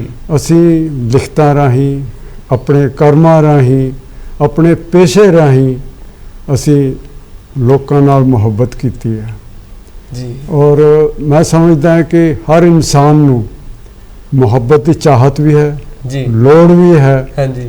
ਔਰ ਮੁਹੱਬਤ ਜਿਹੜੀ ਹੈ ਉਹ ਐਸੀ ਚੀਜ਼ ਹੈ ਜਿਹਦੇ ਤੇ ਮੁੱਲ ਕੋਈ ਨਹੀਂ, ਹਾਂਜੀ, ਲੇਕਿਨ ਬਹੁਤ ਕੁਝ ਕ੍ਰੀਏਟ ਕਰਦੀ ਹੈ। ਅਹਿਸਾਸ ਹੁੰਦੇ ਨੇ, ਸਮਾਜ ਨੂੰ ਬਿਹਤਰ ਬਣਾਉਂਦੀ ਹੈ, ਸਮਾਜ ਨੂੰ ਜਿਉਣ ਜੋਗਾ ਬਣਾਉਂਦੀ ਹੈ। ਸੋ ਮੁਹੱਬਤ ਬਹੁਤ ਇੰਪੋਰਟੈਂਟ ਚੀਜ਼ ਹੈ ਔਰ ਅਸੀਂ ਉਸ ਆਪਣੇ ਘਰ ਨੂੰ ਮੁਹੱਬਤ ਦਾ ਨਾਂ ਇਸ ਕਰਕੇ ਦਿੱਤਾ ਕਿ ਇੱਥੇ ਮੁਹੱਬਤ ਹੀ ਵਸਦੀ ਹੈ। ਕਿਆ ਬਾਤ ਹੈ ਜੀ। ਸੋ ਘਰ ਮੁਹੱਬਤ ਦੀ ਗੱਲ ਚੱਲੀ ਆ। ਲਗਭਗ ਤੁਹਾਡੇ ਵਿਆਹ ਨੂੰ 50 ਸਾਲ ਹੋ ਜਾਣਗੇ ਅਗਲੇ ਸਾਲ, ਹੈ ਨਾ ਜੀ। ਤੇ ਮੈਂ ਇੱਕ ਸਵਾਲ ਪੁੱਛਣਾ ਚਾਹਣਾ, ਮਤਲਬ ਇਹ ਦੱਸੋ ਵੀ ਤੁਹਾਡਾ ਮਤਲਬ ਵੀ ਲਵ ਮੈਰਿਜ ਆ ਕਿ ਅਰੇਂਜ? ਦੋਵੇਂ ਕੁਝ ਕਹਿ ਸਕਦੇ ਆ। ਪਹਿਲਾਂ ਅਰੇਂਜ ਮੈਰਿਜ, ਫਿਰ ਲਵ ਮੈਰਿਜ। ਸੋ ਇਹ ਸਿਲਸਿਲਾ ਕਿਵੇਂ ਚੱਲਿਆ ਤੁਹਾਡਾ, ਜਿਹੜਾ ਵਿਆਹ ਵਾਲੀ ਸਟੋਰੀ? ਇਹ ਵਿਆਹ ਵਾਲਾ ਇਦਾਂ ਚੱਲਿਆ ਕਿ ਸਾਡੇ ਦੋਵਾਂ ਦੇ ਫਾਦਰ ਜਿਹੜੇ ਆਰਮੀ 'ਚ ਸੀਗੇ ਤੇ ਦੋਵੇਂ ਦੋਸਤ ਸੀਗੇ ਜੀ। ਸੋ ਉਹਨਾਂ ਨੇ ਫੈਸਲਾ ਕਰ ਲਿਆ ਕਿ ਸਾਡਾ ਰਿਸ਼ਤਾ ਕਰਤਾ ਜਾਵੇ। ਸੋ ਅਰੇਂਜ ਤੋਂ ਸ਼ੁਰੂ ਹੋਇਆ ਤੇ ਫਿਰ ਵਿੱਚ ਕੁਝ ਗਲਤਫਹਿਮੀਆਂ ਹੋ ਗਈਆਂ ਤੇ ਲੱਗਿਆ ਕਿ ਰਿਸ਼ਤਾ ਟੁੱਟ ਗਿਆ। ਸੋ ਫਿਰ ਮੁਹੱਬਤ ਸ਼ੁਰੂ ਹੋ ਗਈ ਜੀ। ਲੰਮੀ ਕਹਾਣੀਆਂ ਦੱਸਣ ਵਾਸਤੇ ਤਾਂ ਜਦੋਂ ਨਹੀਂ, ਅੱਛਾ, ਤੂੰ ਉਦੋਂ ਤਾਂ ਕੋਈ ਸਾਧਨ ਵੀ ਨਹੀਂ ਹੁੰਦੇ ਸੀਗੇ ਵੀ ਲਿਖਣ ਵਾਲੇ, ਮਤਲਬ ਵੀ ਟੈਲੀਫੋਨ ਜਾਂ ਕੁਝ, ਫਿਰ ਖਤਾਂ ਦਾ ਸਿਲਸਿਲਾ ਕਿਵੇਂ ਸੀ? ਖਤਾਂ ਦਾ ਸਿਲਸਿਲਾ ਫਿਰ ਇਸ ਤਰ੍ਹਾਂ ਹੀ ਸ਼ੁਰੂ ਹੋਇਆ ਕਿ ਜਦੋਂ ਤੁਹਾਨੂੰ ਦੱਸਿਆ ਕਿ ਰਿਸ਼ਤਾ ਟੁੱਟਣ ਤੋਂ ਬਾਅਦ ਮੁਹੱਬਤ ਸ਼ੁਰੂ ਹੋ ਗਈ ਤੇ ਮੁਹੱਬਤ ਫਿਰ ਅਸੀਂ ਨਹੀਂ, ਮੈਨੂੰ ਨਾ ਇੱਕ ਹੋਰ, ਚਲੋ ਆਪਾਂ ਹੁਣ ਜਿੱਥੋਂ ਗੱਲ ਜਿਹੜੀ ਮੈਂ ਜਾਣਨਾ ਚਾਹਣਾ, ਜਿਹੜੀ ਤੁਸੀਂ ਮੈਨੂੰ ਪਹਿਲਾਂ ਦੱਸੀ ਉਹ ਵੀ ਜਾਣਨਾ ਚਾਹਣਾ। ਠੀਕ ਹੈ। ਪਹਿਲੀ ਵਾਰੀ ਜੋ ਤੁਸੀਂ ਇੱਕ ਦੂਜੇ ਨੂੰ ਵੇਖਿਆ ਸੀ ਤਾਂ ਉਹ ਦੱਸੋ ਮੈਨੂੰ। ਚਲੋ ਬਸ ਉਹ ਬੜੀ ਦਿਲਚਸਪ ਗੱਲ ਹੈਗੀ ਹੈ ਤੇ ਚੰਗਾ ਲੱਗਦਾ ਇਹ ਗੱਲਾਂ ਯਾਦ ਕਰਨਾ ਵੀ ਕਿ ਜਦੋਂ ਸਾਡੇ ਦੋਵਾਂ ਦੇ ਫਾਦਰਸ ਨੇ ਸੋਚ ਲਿਆ ਕਿ ਇਹਨਾਂ ਦਾ ਰਿਸ਼ਤਾ ਕਰਨਾ, ਤੇ ਮੇਰੇ ਪਾਪਾ ਨੇ ਵੀ ਮੈਨੂੰ ਚਿੱਠੀ ਲਿਖੀ ਵੀ ਇੱਕ ਮੁੰਡਾ ਹੈਗਾ ਬਲਦੇਵ ਆ ਉਹਦਾ ਨਾਂ, ਤੇ ਮੇਰੇ ਦੋਸਤ ਦਾ ਲੜਕਾ ਹੈਗਾ, ਵੀ ਮੈਂ ਸੋਚ ਰਿਹਾ ਤੁਹਾਡਾ ਇਦਾਂ ਵਿਆਹ ਕਰਨ ਵਾਸਤੇ। ਤੇ ਇਹਨਾਂ ਨੂੰ ਇਹਨਾਂ ਦੇ ਫਾਦਰ ਨੇ ਦੱਸਿਆ ਹੋਣਾ ਤੇ ਇਹਨਾਂ ਨੇ, ਮੈਂ ਹੋਸਟਲ ਸੀਗੀ ਪੜ੍ਹਦੀ, ਮੈਡੀਕਲ ਕਾਲਜ ਪੜ੍ਹਦੀ ਸੀ ਪਟਿਆਲੇ, ਤੇ ਉਹੀ ਤੁਹਾਡੀ ਗੱਲ ਕਿ ਨਾ ਕੋਈ ਖਤ ਸੀਗੇ ਨਾ ਕੋਈ ਫੋਨ ਸੀਗਾ, ਤੇ ਅਚਾਨਕ ਆ ਗਏ ਮੈਨੂੰ ਦੇਖਣ ਵਾਸਤੇ ਜਾਂ ਮਿਲਣ ਵਾਸਤੇ ਜੀ। ਉਸ ਦਿਨ ਕੁਦਰਤੀ ਹੋਲੀ ਦਾ ਦਿਨ ਸੀਗਾ ਤੇ ਤੁਹਾਨੂੰ ਪਤਾ ਹੋਸਟਲ ਦੇ ਵਿੱਚ ਕੁੜੀਆਂ ਜੋ ਹੜਦੰਗ ਕਰਦੀਆਂ ਹੈਗੀਆਂ, ਇੱਕ ਦੂਜੇ ਦੇ ਉੱਤੇ ਰੰਗ ਪਾ ਕੇ, ਬੁਰੇ ਰੰਗ ਵੀ ਮੁੱਕ ਗਏ, ਅਸੀਂ ਨੀਲੀ ਸਿਆਹੀ ਕਾਲੀ ਸਿਆਹੀ ਇੱਕ ਦੂਜੇ ਦੇ ਮੂੰਹਾਂ ਤੇ ਮਲੀ ਹੋਈ ਤੇ ਭੱਜੀਆਂ ਫਿਰਦੀਆਂ, ਵਾਲ ਵਿਖਰੇ, ਕੱਪੜੇ ਵੀ ਇਦਾਂ। ਤੇ ਹੇਠੋਂ ਜਿਹੜਾ ਚੌਕੀਦਾਰ ਸੀਗਾ ਹੋਸਟਲ ਦਾ ਉਹ ਬੁਲਾਣ ਆ ਗਿਆ ਵੀ ਤੁਹਾਡੇ ਗੈਸਟ ਆਏ ਨੇ। ਉਹ ਜਾ ਕੇ ਬਾਥਰੂਮ ਥੋੜਾ ਜਿਹਾ ਮੂੰਹ ਧੋਤਾ, ਪਰ ਨਹੀਂ ਲਿਆ ਨਹੀਂ ਕੁਛ। ਮੈਂ ਕਿਹਾ ਚੱਲ ਕੋਈ ਘਰ ਦਾ ਹੀ ਬੰਦਾ ਹੋਣਾ, ਆ ਗਈ ਇਦਾਂ, ਕੀ ਗੱਲ, ਚੱਲ ਦੇਖ ਲੈਂਦੇ ਆ। ਆ ਗਈ ਇਦਾਂ, ਆ ਕੇ ਦੇਖਿਆ ਹੇਠਾਂ ਤੇ 4-5 ਬੰਦੇ ਖੜੇ ਸੀਗੇ ਮਿਲਣ ਵਾਸਤੇ, ਕੁੜੀਆਂ ਨੂੰ ਆਏ ਹੋਏ ਸੀਗੇ ਤੇ ਮੈਨੂੰ ਮੇਰੀ ਪਛਾਣ ਦਾ ਕੋਈ ਵੀ ਨਹੀਂ ਲੱਗਿਆ ਵੀ ਮੇਰਾ ਤਾਂ ਕੋਈ ਗੈਸਟ ਨਹੀਂ ਹੈ। ਇਹਨਾਂ ਨੇ ਇਹ ਵੀ ਮੈਨੂੰ ਨਹੀਂ ਸੀ ਦੇਖਿਆ, ਕੋਈ ਫੋਟੋ ਵੀ ਨਹੀਂ ਅੱਗੇ ਪਿੱਛੇ ਹੋਈਆਂ ਸੀਗੀਆਂ ਵੀ ਜਿਹੜਾ ਸੀ ਪਛਾਣ ਲੈਂਦੇ। ਨਾ ਕੋਈ ਫੇਸਬੁੱਕ, ਨਾ ਕੋਈ ਫੇਸਬੁੱਕ, ਨਾ ਕੁਛ ਹੋਰ, ਤੇ ਨਾ ਕੋਈ ਪਤਾ ਵੀ ਇਹਨਾਂ ਨੇ ਆਣਾ। ਤੁਹਾਡੇ ਵੇਲੇ ਕਿੰਨਾ ਔਖਾ ਹੁੰਦਾ ਸੀ ਨਾ ਇਦਾਂ ਅਚਾਨਕ, ਹੈ ਨਾ। ਇਹ ਪਤਾ ਨਹੀਂ ਕਿਉਂ ਵੈਸੇ ਅਚਾਨਕ ਆਏ, ਤੇ ਪਰ ਕੋਈ ਜ਼ਰੀਆ ਹੀ ਨਹੀਂ ਸੀ ਸ਼ਾਇਦ ਦੱਸਣ ਦਾ। ਤੇ ਉਹ ਜਦੋਂ ਮੈਂ ਦੇਖਿਆ ਕਿ ਕੋਈ ਨਹੀਂ ਮੈਨੂੰ ਜਾਣਦਾ, ਤੇ ਸਾਡਾ ਨਾ ਜਿਹੜਾ ਚੌਕੀਦਾਰ ਸੀ ਉਹਨੂੰ ਉੱਚਾ ਸੁਣਦਾ ਸੀਗਾ, ਤੇ ਉਹ ਕਈ ਵਾਰੀ ਨਾ ਮਤਲਬ ਗੁਰਮਿੰਦਰ ਨੂੰ ਬੁਲਾਣਾ ਤੇ ਹਰਿੰਦਰ ਨੂੰ ਬੁਲਾ ਲਿਆਣਾ, ਸੁਰਜੀਤ ਨੂੰ ਬੁਲਾਣਾ ਤੇ ਹਰਜੀਤ ਨੂੰ ਕਹਿਣਾ ਤੇਰੇ ਗੈਸਟ ਆਏ ਆ, ਤੇ ਏਦਾਂ ਬੁਲਾ ਲਿਆਉਂਦਾ ਸੀ। ਮੈਨੂੰ ਲੱਗਿਆ ਅੱਜ ਇਹ ਮੈਨੂੰ ਗਲਤ ਬੁਲਾ ਲਿਆ ਹੈ, ਗੈਸਟ ਕਿਸੇ ਹੋਰ ਦੇ ਆਏ ਆ। ਤੇ ਮੈਂ ਉਹਨੂੰ ਕਿਹਾ ਵੀ ਮੂਨ ਲਾਲ ਤੈਨੂੰ ਪਤਾ ਨਹੀਂ ਲੱਗਦਾ, ਤੂੰ ਸੁਣਦਾ ਨਹੀਂ ਧਿਆਨ ਨਾਲ, ਮੇਰੇ ਕਿਹੜੇ ਗੈਸਟ ਆਏ ਆ, ਤੂੰ ਐਵੇਂ ਮੈਨੂੰ ਬੁਲਾ ਲੈ। 3 ਮੰਜ਼ਿਲਾ ਉੱਪਰ ਸਾਡਾ ਕਮਰਾ ਸੀ। ਹਾਂਜੀ। ਤੇ ਜਦੋਂ ਮੈਂ ਏਦਾਂ ਉੱਚੀ ਉੱਚੀ ਗੜ ਕੇ ਬੋਲਣ ਲੱਗੀ ਤੇ ਮੇਰੇ ਕੋਲ ਆ ਕੇ ਕਹਿੰਦੇ ਆਰ ਯੂ ਡਾਕਟਰ ਗੁਰਮਿੰਦਰ? ਜੀ ਮੈਂ ਜਿਹਨੂੰ ਕਹਿੰਦੇ ਨਾ ਵੀ 7 ਘੜੇ ਪਾਣੀ ਤੇ ਮੇਰੇ ਤੇ ਤਾਂ 100 ਘੜੇ ਪਾਣੀ ਵੀ ਪੈ ਗਿਆ। ਵੀ ਕਹਿੰਦੇ I am doctor Baldev Singh from Jammu. ਤੇ ਹੁਣ ਸੁਣਿਆ ਹੋਇਆ ਤਾਂ ਮੈਂ ਸੀਗਾ ਵੀ ਡਾਕਟਰ ਬਲਦੇਵ ਸਿੰਘ ਹੈਗੇ ਆ ਜੰਮੂ ਤੋਂ। ਹਾਂਜੀ। ਤੇ ਫਿਰ ਹਾਂਜੀ ਆਓ ਜੀ ਬੈਠੋ ਜੀ ਹੋ ਗਈ। ਤਾਂ ਹੌਸਟਲ 'ਚ ਚਲੋ ਜਾ ਕੇ ਸੀਗਾ ਗੈਸਟ ਰੂਮ, ਉੱਥੇ ਜਾ ਕੇ ਬਿਠਾ ਲਿਆ। ਬਿਠਾ ਕੇ ਵੀ ਨਾ ਸਮਝ ਲੱਗੇ ਕਿਉਂਕਿ ਮੈਂ ਤਾਂ ਬਹੁਤ ਜ਼ਿਆਦਾ ਘਬਰਾ ਗਈ। 75 ਜਿਹੜੀ ਹੁਣ ਕੀ ਹੋ ਗਿਆ? 75 ਗਈ। ਤੇ ਮੈਂ ਕਿਹਾ ਕਿ ਮੈਂ ਬਚਾ, ਤੇ ਮੈਂ ਆਖਿਆ ਉੱਠ ਕੇ, ਮੈਂ ਕਿਹਾ ਅੱਛਾ ਮੈਂ ਚਾਹ ਲਈ ਕਹਿ ਕੇ ਆਉਣੀ ਹੈ ਮੈਸ ਦੇ ਵਿੱਚ ਜੀ। ਤੇ ਉੱਠ ਕੇ ਮੈਂ ਚਾਹ ਲਈ ਤਾਂ ਕੀ ਕਹਿਣਾ ਸੀ, ਬਾਥਰੂਮ 'ਚ ਗਈ ਤੇ ਪਾਣੀ ਪੂਣੀ ਪੀ ਕੇ ਆ ਕੇ ਬਹਿ ਗਈ। ਤੇ ਬੈਠੀ ਤੇ ਮੈਂ ਇਹ ਸੋਚਿਆ, ਇਹਨਾਂ ਨੇ ਵੀ ਉੱਦਾਂ ਪੁੱਛਿਆ ਵੀ ਤੁਹਾਡੇ ਐਨਾਟਮੀ ਕੌਣ ਪੜ੍ਹਾਉਂਦੇ ਨੇ, ਫਿਜ਼ੀਓਲੋਜੀ ਕੌਣ, ਜੋ ਮੈਡੀਕਲ ਦੇ ਸਬਜੈਕਟ ਸੀ ਕਿਉਂਕਿ ਅਸੀਂ ਦੋਵੇਂ ਮੈਡੀਕਲ ਦੇ ਹੀ ਸੀਗੇ। ਉਸ ਤਰ੍ਹਾਂ ਦੀਆਂ ਗੱਲਾਂ ਪੁੱਛਣ ਲੱਗੇ ਤੇ ਮੈਨੂੰ ਬੜੀ ਅਚਵੀ ਲੱਗੀ ਵੀ ਕੋਈ ਆਵੇ ਤੇ ਮੈਂ ਬਚਾਂ। ਤੇ ਮੈਂ ਕਹਾਂ ਚਾਹ ਨਹੀਂ ਆਈ ਅਜੇ ਤੱਕ, ਕਿੰਨਾ ਚਿਰ ਹੋ ਗਿਆ ਚਾਹ ਕਹੀ ਨੂੰ। ਫਿਰ ਸੋਚਿਆ ਚਾਹ ਲਈ ਤਾਂ ਮੈਂ ਕਹਿ ਕੇ ਹੀ ਨਹੀਂ ਆਈ। ਠੀਕ ਹੈ। ਸੋ ਫਿਰ ਉੱਠ ਕੇ ਗਈ। ਫਿਰ ਚਲੋ ਇੰਨਾ ਕੁ ਬਹਾਨਾ ਬਣਾਇਆ ਵੀ ਇਹ ਨਹੀਂ ਕਿਹਾ ਵੀ ਮੈਂ ਭੁੱਲ ਗਈ ਸੀ ਚਾਹ ਕਹਿਣੀ। ਮੈਂ ਕਿਹਾ ਵੀ ਪਤਾ ਨਹੀਂ ਜ਼ਿਆਦਾ ਗੈਸਟ ਆਏ ਹੋਏ ਲੋਕਾਂ ਦੇ, ਮੈਂ ਫਿਰ ਜਾ ਕੇ। ਅੱਛਾ, ਤੁਸੀਂ ਸੋਚ ਰਹੇ ਹੋਵੋਗੇ ਵੀ ਮੇਰੇ ਤਾਂ ਆਉਣ ਸਾਰੀ ਇਹਨਾਂ ਨੇ ਦੂਜਾ ਰੂਪ ਦੇਖ ਲਿਆ, ਲੜਾਈ ਵਾਲਾ ਦੂਜਾ ਰੂਪ, ਤੇ ਬਾਲ ਖਿਲਰੇ ਹੋਏ ਤੇ ਪਤਾ ਨਹੀਂ ਕੀ ਬਣੀ ਹੋਈ ਮੈਂ।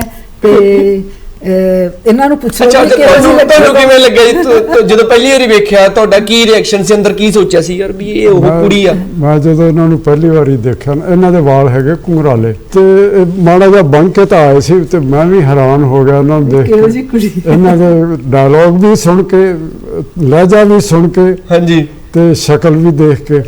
ਤੇ ਫਿਰ ਜਦੋਂ ਖੈਰ ਇਹਨੇ ਸਮਾਈਲ ਕੀਤੀ ਵੀ ਆਓ ਜੀ ਆਓ, ਥੋੜਾ ਜਿਹਾ ਆਸ਼ਵਾਸਨ ਹੋਇਆ ਵੀ ਹਾਂ ਕੁੜੀ ਠੀਕ ਹੈ। ਨਹੀਂ ਤਾਂ ਮੈਂ ਆਖਿਆ ਵੀ ਆਹ ਕੀ ਚੀਜ਼ ਹੈ। ਫਿਰ ਇਹਨਾਂ ਨੂੰ ਮੇਰੇ ਦੰਦ ਪਸੰਦ ਆ ਗਏ ਸੀ, ਸੱਚੀ ਦੱਸ। ਕਹਿੰਦੇ ਮੈਂ ਤੇਰਾ ਰਿਸ਼ਤਾ ਦੰਦ ਦੇਖ ਕੇ ਕੀਤਾ ਸੀ। ਵੀ ਸਮਾਈਲ ਸੋਹਣੀ ਆ, ਜਦੋਂ ਮੈਂ ਹੱਸੀ ਹੋਣੀ ਆ ਉਦੋਂ ਚੰਗੀ ਲੱਗੀ ਹੋਣੀ ਆ। ਹੱਸਦਾ ਬੰਦਾ ਤਾਂ ਫਿਰ ਚੰਗਾ ਹੀ ਲੱਗਦਾ, ਜੋ ਜਿਹੀ ਸ਼ਕਲ ਹੋਵੇ। ਹੱਸਦਾ ਬੰਦਾ ਤਾਂ ਵੈਸੇ ਹੀ ਆ ਜਾਂਦਾ। ਸਮਾਈਲ ਮੈਨੂੰ ਚੰਗੀ ਲੱਗੀ, ਮੈਂ ਕਿਹਾ ਵੀ ਠੀਕ ਹੈ। ਤੁਸੀਂ ਉਦੋਂ ਮੌਕੇ ਤੇ ਦੱਸਦਾ ਸੀਗਾ ਕਿ ਬਾਅਦ ਵਿੱਚ ਦੱਸੀ ਇਹ ਗੱਲ? ਇਹ ਤਾਂ ਬਹੁਤ ਬੜੇ ਸਾਲਾਂ ਬਾਅਦ ਦੱਸਿਆ। ਲੋਕਾਂ ਨੇ ਦੇਖਿਆ ਵੀ ਭਾਈ ਮੈਨੂੰ ਤੇ ਤੁਹਾਡੀ ਸਮਾਈਲ ਸੋਹਣੀ ਲੱਗੀ ਸੀ। ਮੈਂ ਕਿਹਾ ਬਹੁਤ ਦੇਰ ਬਾਅਦ ਦੱਸਿਆ ਵੀ ਤੇਰੀ ਸਮਾਈਲ ਨੇ ਮੈਨੂੰ ਕੀ ਲੁੱਟ ਲਿਆ। ਤੇਰੇ ਹਾਸੇ ਨੇ ਮੈਨੂੰ ਲੁੱਟ ਲਿਆ। ਸੋ ਇਹ ਮੁਹੱਬਤ ਦੀਆਂ ਗੱਲਾਂ ਹੋ ਰਹੀਆਂ ਅੱਜ ਤੋਂ 50 ਬਰੇ ਪਹਿਲਾਂ। ਹਾਂਜੀ, 52-53 ਪਹਿਲਾਂ, ਮਤਲਬ ਵਿਆਹ ਹੀ ਹੋਇਆ ਉਦੋਂ ਸਾਲ ਕੁ ਪਹਿਲਾਂ ਦੀ ਗੱਲ ਆ ਵਿਆਹ ਤੋਂ। ਜੀ ਜੀ। ਤੇ ਇਹ ਮੁਹੱਬਤ ਦੀਆਂ ਗੱਲਾਂ ਹੋ ਰਹੀਆਂ ਨੇ। ਤੇ ਵੇਲਾ ਇੱਕ ਨਿੱਕੀ ਜੀ ਬ੍ਰੇਕ ਦਾ ਹੋ ਗਿਆ। ਬ੍ਰੇਕ ਦੇ ਅਗਲੇਰੇ ਪਰ ਵੇਖਾਂਗੇ ਵੀ ਚਾਹ ਪਹੁੰਚੀ ਕਿ ਨਹੀਂ ਪਹੁੰਚੀ। ਆ ਜਾਓ ਫਿਰ। ਬਿਸਕੁਟ ਵੀ ਆ ਗਏ ਫਿਰ ਨਾਲ। ਹਾਂਜੀ। ਫਿਰ ਮੈਂ ਥੋੜੀ ਜਿਹੀ ਹੌਲੀ ਹੌਲੀ ਰਿਲੈਕਸ ਹੋ ਗਈ ਕਿ ਚਲੋ ਬੈਠ ਕੇ ਫਿਰ ਮੈਂ ਨਾਰਮਲ ਗੱਲਾਂ ਆਪਣੇ ਅਸੀਂ। ਆਓ ਬ੍ਰੇਕ ਤੋਂ ਬਾਅਦ ਇੱਕ ਵਾਰੀ ਤੁਹਾਡਾ ਫਿਰ ਤੋਂ ਸਵਾਗਤ ਹੈ ਜੀ। ਮੇਰੀ ਐਕਸਾਈਟਮੈਂਟ ਘਟੀ ਨਹੀਂ ਸੀਗੀ ਤੇ ਮੈਂ ਜਾਣਨ ਲੱਗ ਗਿਆ ਸੀ ਵੀ ਚਾਹ ਆਈ ਕਿ ਨਹੀਂ। ਚਾਹ ਦੇ ਨਾਲ ਮੈਮ ਕਹਿੰਦੇ ਬਿਸਕੁਟ ਵੀ ਲੈ ਕੇ ਆਂਦੇ ਫਿਰ ਮੈਂ। ਅੱਛਾ ਜੀ, ਫਿਰ ਉਸ ਤੋਂ ਬਾਅਦ ਅੱਗੇ ਦੀ ਗੱਲਬਾਤ ਕਿਵੇਂ ਵਧੀ ਇਹ ਦੱਸੋ। ਕਿੰਨਾ ਵਧੀਆ ਲੱਗ ਰਿਹਾ ਮੈਨੂੰ ਇਹ ਗੱਲਾਂ ਯਾਦ ਕਰਕੇ ਕਿ ਹੁਣ ਸਾਰਾ ਕੁਝ ਆ ਰਿਹਾ ਦਿਮਾਗ 'ਚੋਂ, ਰੀਲ ਚੱਲ ਰਹੀ ਹੈ ਨਾ। ਮੈਂ ਉੱਥੇ ਹੀ ਪਹੁੰਚ ਗਈ ਹਾਂ ਆਪਣੇ ਹੋਸਟਲ ਦੇ ਵਿੱਚ, ਤੇ ਵੀ ਜਿਵੇਂ ਸਾਹਮਣੇ ਬੈਠੇ ਨੇ ਮੈਸ ਦੇ ਵਿੱਚ। ਹਾਂ, ਮੈਸ ਦੇ ਵਿੱਚ ਕਹਿ ਤੇ ਫਿਰ ਚਾਹ ਆ ਗਈ ਗੈਸਟ ਰੂਮ ਦੇ ਵਿੱਚ। ਚਾਹ ਆ ਗਈ। ਫਿਰ ਜਦੋਂ ਚਾਹ ਪੀਣ ਲੱਗੇ, ਬਿਸਕੁਟ ਖਾਣ ਲੱਗੇ, ਫਿਰ ਇੰਨੇ ਚਿਰ ਥੋੜੀ ਮੈਂ ਰਿਲੈਕਸ ਹੋ। ਤੁਸੀਂ ਮਤਲਬ ਵੀ ਫਾਰਮਲ ਜੀਆਂ ਗੱਲਾਂ ਕਰੀਆਂ ਕਿ? ਗੱਲਾਂ ਤਾਂ ਫਾਰਮਲ ਹੀ ਸੀਗੀਆਂ। ਗੱਲਾਂ ਤਾਂ ਮਤਲਬ ਤੁਸੀਂ ਕਿੱਥੇ ਕਿਹੜੇ ਕਿਵੇਂ ਖਾਣਾ ਕੌਣ ਬਣਾਉਂਦਾ, ਕਿਵੇਂ ਕਰਦੇ ਹੋ, ਘਰ ਦੇ ਵਿੱਚ ਕੌਣ ਕੌਣ ਹੈ, ਕਿੱਥੇ ਰਹਿੰਦੇ ਨੇ, ਇਸ ਤਰ੍ਹਾਂ ਦੀਆਂ ਗੱਲਾਂ ਸੀਗੀਆਂ ਨਾ। ਜਾਂ ਆਪਣੇ ਪੇਸ਼ੇ ਦੀਆਂ ਵੀ, ਕਿਸ ਤਰ੍ਹਾਂ ਦੀ ਅੱਜ ਕੱਲ੍ਹ ਪੜ੍ਹਾਈ ਤੁਹਾਨੂੰ ਕਿਸ ਤਰ੍ਹਾਂ ਪ੍ਰੈਕਟੀਕਲ ਕਿਵੇਂ ਹੁੰਦੇ ਆ, ਥਿਊਰੀ ਕਿਵੇਂ ਹੁੰਦੇ ਆ। ਗੱਲਾਂ ਤਾਂ ਉਹੀ ਸੀ, ਪਰ ਗੱਲਾਂ ਨਾਲ ਹੀ ਉਹੀ ਬੰਦਾ ਜੱਜ ਕਰ ਲੈਂਦਾ। ਤਾਂ ਗੱਲ ਇਹ ਸੀ ਕਿ ਮੈਨੂੰ ਤਾਂ ਮੁੰਡਾ ਪਸੰਦ ਆ ਗਿਆ। ਤੁਹਾਨੂੰ ਪਹਿਲੀ ਵਾਰੀ ਵੇਖ ਕੇ ਪਸੰਦ ਆ ਗਈ ਸੀ? ਮੈਨੂੰ ਹਾਂ ਪਸੰਦ ਆ ਗਿਆ ਸੀ। ਅੱਛਾ। ਸੁਨੀਲ ਤਾਂ ਵੀ ਨਹੀਂ, ਮੈਨੂੰ ਚੰਗੇ ਮਤਲਬ ਜਿਵੇਂ ਜਿਸ ਤਰ੍ਹਾਂ ਬਣੇ ਫਵੇ ਸੀ ਔਰ ਜਿਸ ਤਰ੍ਹਾਂ ਪੂਰੀ ਟੌਰ ਕੱਢੀ ਹੋਈ ਸੀ। ਹਾਂ, ਟੌਰ ਤਾਂ ਕੱਢੀ ਹੋਈ ਸੀ। ਇਹਨਾਂ ਦੀ ਕੱਢੀ ਹੋਈ ਸੀ ਤੇ ਮੇਰੀ ਬਿਲਕੁਲ ਨਹੀਂ ਸੀ ਕੱਢੀ ਹੋਈ। ਪਰ ਤੁਹਾਡਾ ਸਮਾਈਲ ਹੀ ਕਹਿੰਦੇ ਮੈਨੂੰ ਪਸੰਦ ਆ ਗਈ। ਤੇ ਸੋ ਚੱਲ ਪਿਆ ਹਨਾ। ਤਾਂ ਜਿਵੇਂ ਕੁੜੀਆਂ ਦੇ ਮਨ ਦੇ ਵਿੱਚ ਮਤਲਬ ਹੁੰਦਾ ਵੀ ਪਹਿਲਾਂ ਮਨ ਦੇ ਵਿੱਚ ਤਲਾਸ਼ ਹੁੰਦੀ ਹੈ ਔਰ ਤੁਹਾਨੂੰ ਮਤਲਬ ਕਈ ਲੋਕੀ ਮੈਨੂੰ ਪਹਿਲਾਂ ਕਲਾਸ ਦੇ ਵਿੱਚ ਵੀ ਕਈ ਮੁੰਡੇ ਪ੍ਰਪੋਜ਼ ਕਰ ਚੁੱਕੇ ਸੀਗੇ ਹਨਾ, ਤੇ ਉਹ ਵੱਖਰੀ ਗੱਲ ਹੈ ਵੀ ਉਹ ਕਦੀ ਫਿਰ ਮਤਲਬ ਉਹ ਵੀ ਚਾਹੁੰਦੇ ਸੀਗੇ ਕਰਨਾ, ਤੇ ਮੈਨੂੰ ਸੀਗਾ ਵੀ ਸਿਲੈਕਟ ਕਰਨਾ ਕਿਹੜਾ ਮੁੰਡਾ, ਤੇ ਮੈਨੂੰ ਇਹ ਘਰਦਿਆਂ ਨੇ ਜਿਹੜਾ ਲੱਭ ਲਿਆ ਤੇ ਫਿਰ ਉਹੀ ਪਾ ਗਏ ਹਨਾ। ਹਾਂ ਤੇ ਉਸ ਮੇਰੇ ਮਨ ਦੇ ਵਿੱਚ ਤਾਂ ਹੋ ਗਈ ਗੱਲ ਪੱਕੀ, ਇਹਨਾਂ ਦੇ ਵੀ ਹੋ ਗਈ ਹੋਣੀ ਹੈ, ਪਰ ਜਦੋਂ ਘਰਦਿਆਂ ਨੇ ਸਾਨੂੰ ਪੁੱਛਿਆ ਤੇ ਮੇਰੇ ਪਾਪਾ ਨੇ ਮੇਰੇ ਭੂਆ ਜੀ ਨੂੰ ਕਿਹਾ ਵੀ ਅਸੀਂ ਵੀ ਮੁੰਡਾ ਇਹਨੂੰ ਦੇਖਣਾ ਆਇਆ ਸੀ, ਵੀ ਉਹਨੂੰ ਪੁੱਛੋ ਵੀ ਪਸੰਦ ਹੈ ਕਿ ਨਹੀਂ। ਤਾਂ ਜਿਵੇਂ ਕੁੜੀਆਂ ਕਹਿੰਦੀਆਂ ਹੁੰਦੀਆਂ, ਤੇ ਮੈਂ ਕਿਹਾ ਨਹੀਂ ਮੈਂ ਨਹੀਂ ਅਜੇ ਵਿਆਹ ਕਰਾਉਣਾ, ਕੀ ਤੁਸੀਂ ਮੇਰੇ ਵਿਆਹ ਦੀ ਗੱਲ ਕਰਦੇ ਆ ਸੰਗ ਜੀ ਤੇ ਬਈ ਏਦਾਂ ਹੀ ਵੀ ਮੈਂ ਤਾਂ ਵਿਆਹ ਨਹੀਂ ਕਰਾਉਣਾ, ਬਸ ਰਹਿਣ ਦਿਓ, ਮੈਨੂੰ ਨਾ ਕੁਝ ਪੁੱਛੋ ਇਸ ਬਾਰੇ। ਤੇ ਮੈਂ ਇਹ ਕਹਿ ਦਿੱਤਾ, ਤੇ ਮੇਰੇ ਭੂਆ ਜੀ ਨੇ ਮੇਰੇ ਪਾਪਾ ਨੂੰ ਦੱਸਿਆ ਵੀ ਉਹ ਐਂ ਕਹਿੰਦੀ ਹੈ, ਤੇ ਉਹ ਕਹਿੰਦੇ ਵੀ ਫਿਰ ਇਹਨੂੰ ਮੁੰਡਾ ਪਸੰਦ ਨਹੀਂ ਆ, ਤੇ ਇਹ ਮਤਲਬ ਇਸ ਤਰ੍ਹਾਂ ਦਾ ਜਵਾਬ ਹੈ। तो ਉਹ ਮੇਰੇ ਪਾਪਾ ਨੇ ਇਹਨਾਂ ਦੇ ਪਾਪਾ ਨੂੰ ਕਿਉਂਕਿ ਦੋਸਤ ਸੀਗੇ ਤੇ ਉਹਨਾਂ ਨੂੰ ਚਿੱਠੀ ਚੱਲਦੀ ਸੀ, ਉਹਨਾਂ ਨੇ ਚਿੱਠੀ ਲਿਖਤੀ ਕੀ ਕਹਿੰਦੇ ਬਈ ਅਜੇ ਗੁਰਮਿੰਦਰ ਰਾਜੀ ਨਹੀਂ ਹੈ ਵਿਆਹ ਵਾਸਤੇ, ਤੁਸੀਂ ਹੋਰ ਕੋਈ ਕੁੜੀ ਹੋਰ ਦੇਖ ਲਓ। ਠੀਕ ਹੈ, ਉਹ ਲਿਖਤਾ। ਉਹ ਇਹ ਨਹੀਂ ਸਮਝਦੇ ਕੁੜੀਆਂ ਦੀ ਨਾਂ 'ਚ ਵੀ ਹਾਂ ਹੁੰਦੀ ਆ, ਨਹੀਂ ਸਮਝਿਆ ਉਹਨਾਂ ਨੇ, ਕਿਹਾ ਵੀ ਉਹਨੇ ਇਹ ਕਹਿ ਦਿੱਤਾ ਤੇ ਨਾ ਆ, ਤੇ ਮੈਨੂੰ ਤਾਂ ਇਹ ਗੱਲ ਪਤਾ ਨਹੀਂ ਸੀ ਵੀ ਇਹ ਹੋ ਗਈ ਹੈ ਗੱਲ, ਵੀ ਨਾ ਹੋ ਗਈ ਹੈ। ਤੇ ਆਪਾਂ ਤਾਂ ਜਿਵੇਂ ਉਹ ਕਹਿੰਦੇ 7 ਅੰਬਰੀ ਉੱਡ ਰਹੇ ਆ ਵੀ ਇਹ ਮੁੰਡਾ ਹੈਗਾ, ਤੇ ਜੋ ਤੁਹਾਨੂੰ ਸੋਚ ਰਹੇ ਹੁੰਦੇ ਹੋ ਖਿਆਲਾਂ 'ਚ ਹਨਾ, ਕਿੰਨਾ ਹਰ ਗੱਲ 'ਚ ਹੀ ਉਹੀ ਮਤਲਬ ਬੰਦਾ ਯਾਦ ਆਂਦਾ, ਤੁਸੀਂ ਸਾਰੇ ਬਾਕੀਆਂ ਨੂੰ ਡਿਲੀਟ ਕਰ ਦਿੰਦੇ ਹੋ। ਤੇ ਉਹ ਇੱਕ ਵਾਰੀ ਏਦਾਂ ਹੀ ਗਰਮੀਆਂ 'ਚ ਅਸੀਂ ਮਤਲਬ ਉੱਥੇ ਪਏ, ਤੇ ਮੈਂ ਪਈ ਮੰਜੇ ਤੇ ਦੂਜੇ ਮੰਜੇ ਤੇ ਮੇਰੇ ਪਾਪਾ ਤੇ ਦਾਦਾ ਜੀ ਬੈਠੇ ਗੱਲਾਂ ਕਰਦੇ, ਤੇ ਮੈਂ ਇੱਕ ਤਰ੍ਹਾਂ ਸੁੱਤੀ ਹੋਈ ਸੀ, ਅੱਖਾਂ ਮੀਚੀਆਂ ਹੋਈਆਂ ਸੀ, ਜਿਵੇਂ ਕਿਸਮਤ ਨੇ ਕਰਨਾ ਹੁੰਦਾ ਹੈ ਨਾ ਖੇਡ।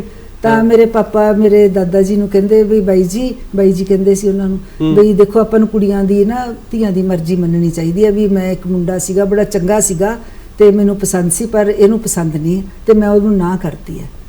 ਤੇ ਸਗੋਂ ਮੇਰੇ ਬਾਈ ਜੀ ਕਹਿੰਦੇ ਫਿਰ ਕੋਈ ਨਹੀਂ ਕਰਨੈਲ, ਮੇਰੇ ਪਾਪਾ ਜੀ ਦਾ ਨਾਂ ਸੀ, ਤੂੰ ਹੋਰ ਕੋਈ ਮੁੰਡਾ ਫਿਰ ਲੱਭ ਲਓ, ਜੇ ਉਹ ਨਹੀਂ ਮੁੰਡਾ ਪਸੰਦ ਤਾਂ ਵੀ ਰਹਿਣ ਦਿਓ। ਤੇ ਜਦੋਂ ਮੈਨੂੰ ਇਹ ਗੱਲ ਸੁਣੀ, ਉਹ ਜਿਹਨੂੰ ਕਹਿੰਦੇ ਵੀ ਅਸਮਾਨ ਤੋਂ ਬੰਦਾ ਤਾਂ ਡਿੱਗ ਪੈਣਾ, ਜ਼ਮੀਨ ਤੇ ਠਾ ਦੇ ਕੇ ਆ ਗਿਰਦਾ, ਵੀ ਇਹ ਕੀ ਹੋ ਗਿਆ, ਤੇ ਵੀ ਪਾਪਾ ਤਾਂ ਮੇਰੇ ਨਾ ਕਰੀ ਬੈਠਿਆ, ਤੇ ਮੈਂ ਸੁਪਨੇ ਸਜਾਏ ਹੋਏ ਆ, ਇਹ ਕੀ ਹੋਇਆ। ਤਾਂ ਮੈਂ ਨਾ ਬਹੁਤ ਜ਼ਿਆਦਾ ਘਬਰਾ ਗਈ। ਹਾਂਜੀ, ਜੇ ਆਪਾਂ ਉਹ ਗੱਲ ਸ਼ੇਅਰ ਕਰੀਏ, ਮਤਲਬ ਮੇਰਾ ਦਿਲ ਜ਼ੋਰ ਦੀ ਧੜਕਣ ਲੱਗ ਗਿਆ, ਬੀਪੀ ਘਟਿਆ ਹੁੰਦਾ ਜਿਵੇਂ, ਹਾਂ ਹੋ ਗਿਆ, ਚੱਕਰ ਜਿਹਾ ਆਉਣ ਲੱਗ ਗਿਆ, ਤੇ ਮੈਂ ਉੱਠ ਕੇ ਔਰ ਸਾਹ ਤੇਜ਼ ਹੋ ਗਿਆ, ਤਰੀਲੀਆਂ ਆ ਜਾਣੀਆਂ, ਹਾਂ ਏਦਾਂ ਸਾਹ ਆਉਣ ਲੱਗ ਗਿਆ, ਪਤਾ ਨਹੀਂ ਕੀ ਹੋਇਆ ਨਾ ਏਦਾਂ। ਤੇ ਮੇਰੇ ਪਾਪਾ ਨੇ ਦੇਖਿਆ ਤੇ ਮੈਨੂੰ ਕਹਿੰਦੇ ਕੀ ਹੋਇਆ, ਤੇ ਉਹਨਾਂ ਨੇ ਮੈਨੂੰ ਪਾਣੀ ਪੂਣੀ ਪਿਆਇਆ। ਪਾਪਾ ਜੀ ਨੇ ਮੇਰੇ ਤਲੀਆਂ ਵੀ ਮਲੀਆਂ, ਹੱਥਾਂ ਦੀਆਂ ਵੀ, ਪੈਰਾਂ ਦੀਆਂ ਵੀ, ਮਤਲਬ ਇੰਨਾ ਇੱਕਦਮ ਮੈਂ ਸ਼ੌਕ ਨਹੀਂ ਬਰਦਾਸ਼ਤ ਕਰ ਸਕੀ। ਫਿਰ ਉਹਨਾਂ ਨੇ ਮੈਨੂੰ ਪੁੱਛਿਆ ਵੀ ਕੀ ਗੱਲ ਹੈ, ਵੀ ਕੀ ਹੋਇਆ, ਤੇ ਮੈਂ ਕਿਹਾ ਵੀ ਮੈਂ ਤੁਹਾਡੀਆਂ ਗੱਲਾਂ ਸੁਣੀਆਂ, ਵੀ ਮੈਂ ਤਾਂ ਐਵੇਂ ਉੱਤੋਂ ਹੀ ਕਿਹਾ ਸੀਗਾ ਮੈਨੂੰ ਤਾਂ ਮੁੰਡਾ ਪਸੰਦ ਹੈ। ਤੇ ਮੇਰੇ ਪਾਪਾ ਕਹਿੰਦੇ ਕੋਈ ਗੱਲ ਨਹੀਂ, ਮੇਰਾ ਦੋਸਤ ਹੀ ਹੈ, ਤੇ ਮੈਂ ਸਵੇਰੇ ਚਿੱਠੀ ਲਿਖ ਦੂੰਗਾ ਵੀ ਜੇ ਉਹਨਾਂ ਨੇ ਕੋਈ ਹੋਰ ਕੁੜੀ ਨਹੀਂ ਦੇਖੀ ਹੋਈ ਤਾਂ ਉਹ ਤਾਂ ਰਾਜੀ ਹੋਈ ਨੇ। ਤੇ ਪਰ ਸਵੇਰੇ ਉੱਠ ਕੇ ਮੈਨੂੰ ਲੱਗਿਆ ਵੀ ਮੇਰੇ ਪਾਪਾ ਕਿਉਂ ਲਿਖਣ ਚਿੱਠੀ, ਵੀ ਉਹ ਮੁੰਡੇ ਨੂੰ ਵੀ ਤਾਂ ਪਤਾ ਹੈ ਵੀ ਨਾ ਹੋਈ ਹੈ, ਜੇ ਉਹਨੇ ਕੋਈ ਰਿਐਕਸ਼ਨ ਨਹੀਂ ਕੀਤੀ ਹਨਾ, ਉਹਨੇ ਕੁਝ ਨਹੀਂ ਕੀਤਾ, ਤੇ ਮੇਰੇ ਪਾਪਾ ਕਿਉਂ ਲਿਖਣ। ਤੇ ਮੈਂ ਉਹਨਾਂ ਨੂੰ ਮਨਾ ਕਰਤਾ, ਪਾਪਾ ਜੀ ਕੋਈ ਚਿੱਠੀ ਨਹੀਂ ਲਿਖਣੀ, ਠੀਕ ਹੈ ਜੋ ਹੋ ਗਿਆ। ਤੇ ਉਹ ਕਹਿੰਦੇ ਨਹੀਂ ਬੇਟਾ ਸੋਚ ਲਾ ਤੂੰ। ਮੈਂ ਕਿਹਾ ਨਹੀਂ ਮੈਨੂੰ ਲੱਗੇ ਮੈਂ ਆਪਣੇ ਪਾਪਾ ਨੂੰ ਏਦਾਂ ਕਰਕੇ ਨੀਵੇਂ ਨਹੀਂ ਕਰਨਾ। ਤਾਂ ਉਹ ਕਹਿੰਦੇ ਚੱਲ ਠੀਕ ਹੈ। ਸੋ ਉਹਨਾਂ ਨੇ ਨਹੀਂ ਲਿਖੀ। ਅੱਛਾ, ਗੱਲ ਟੁੱਟ ਗਈ, ਇੱਥੇ ਰੋਕਦੇ ਆਂ ਗੱਲ, ਟੁੱਟ ਗਈ, ਇੱਥੇ ਰੋਕਦੇ ਆਂ ਗੱਲ। ਜਦੋਂ ਨਾ ਸੁਣ ਲਈ ਕੁੜੀ ਤੋਂ, ਫਿਰ ਤੁਹਾਡੇ ਤੇ ਕੀ ਬੀਤੀ? ਨਹੀਂ ਕੁੜੀ ਤੋਂ ਨਾ ਨਹੀਂ ਸੁਣੀ, ਮਤਲਬ ਜੋ ਤੁਹਾਨੂੰ ਰਿਸ਼ਤੇ ਦਾ ਜੋ ਵੀ ਤੁਹਾਨੂੰ ਪਹਿਲਾਂ ਪਤਾ ਲੱਗਿਆ ਵੀ ਨਹੀਂ ਨਾ ਹੋ ਗਈ ਅਭੀ ਉਧਰੋਂ? ਨਹੀਂ ਅਸਲ ਵਿੱਚ ਉਦੋਂ ਮੈਂ ਚਲਾ ਗਿਆ ਸੀਗਾ, ਆਪਣੀ ਡਿਊਟੀ ਜੁਆਇਨ ਕਰ ਲਈ, ਤੇ ਆਈ ਵਾਜ਼ ਅਵੇ। ਤੁਹਾਨੂੰ ਪਤਾ ਨਹੀਂ ਸੀ ਇਸ ਗੱਲ? ਹਾਂ, ਮੈਨੂੰ ਇਸ ਗੱਲ ਦਾ ਪਤਾ ਨਹੀਂ ਸੀ ਵੀ ਨਾ ਹੋਈ ਹੈ। ਇਹ ਤਾਂ ਮੈਨੂੰ ਉਦੋਂ ਇਹਦੀ ਸਹੇਲੀ ਦੀ ਚਿੱਠੀ ਆਈ।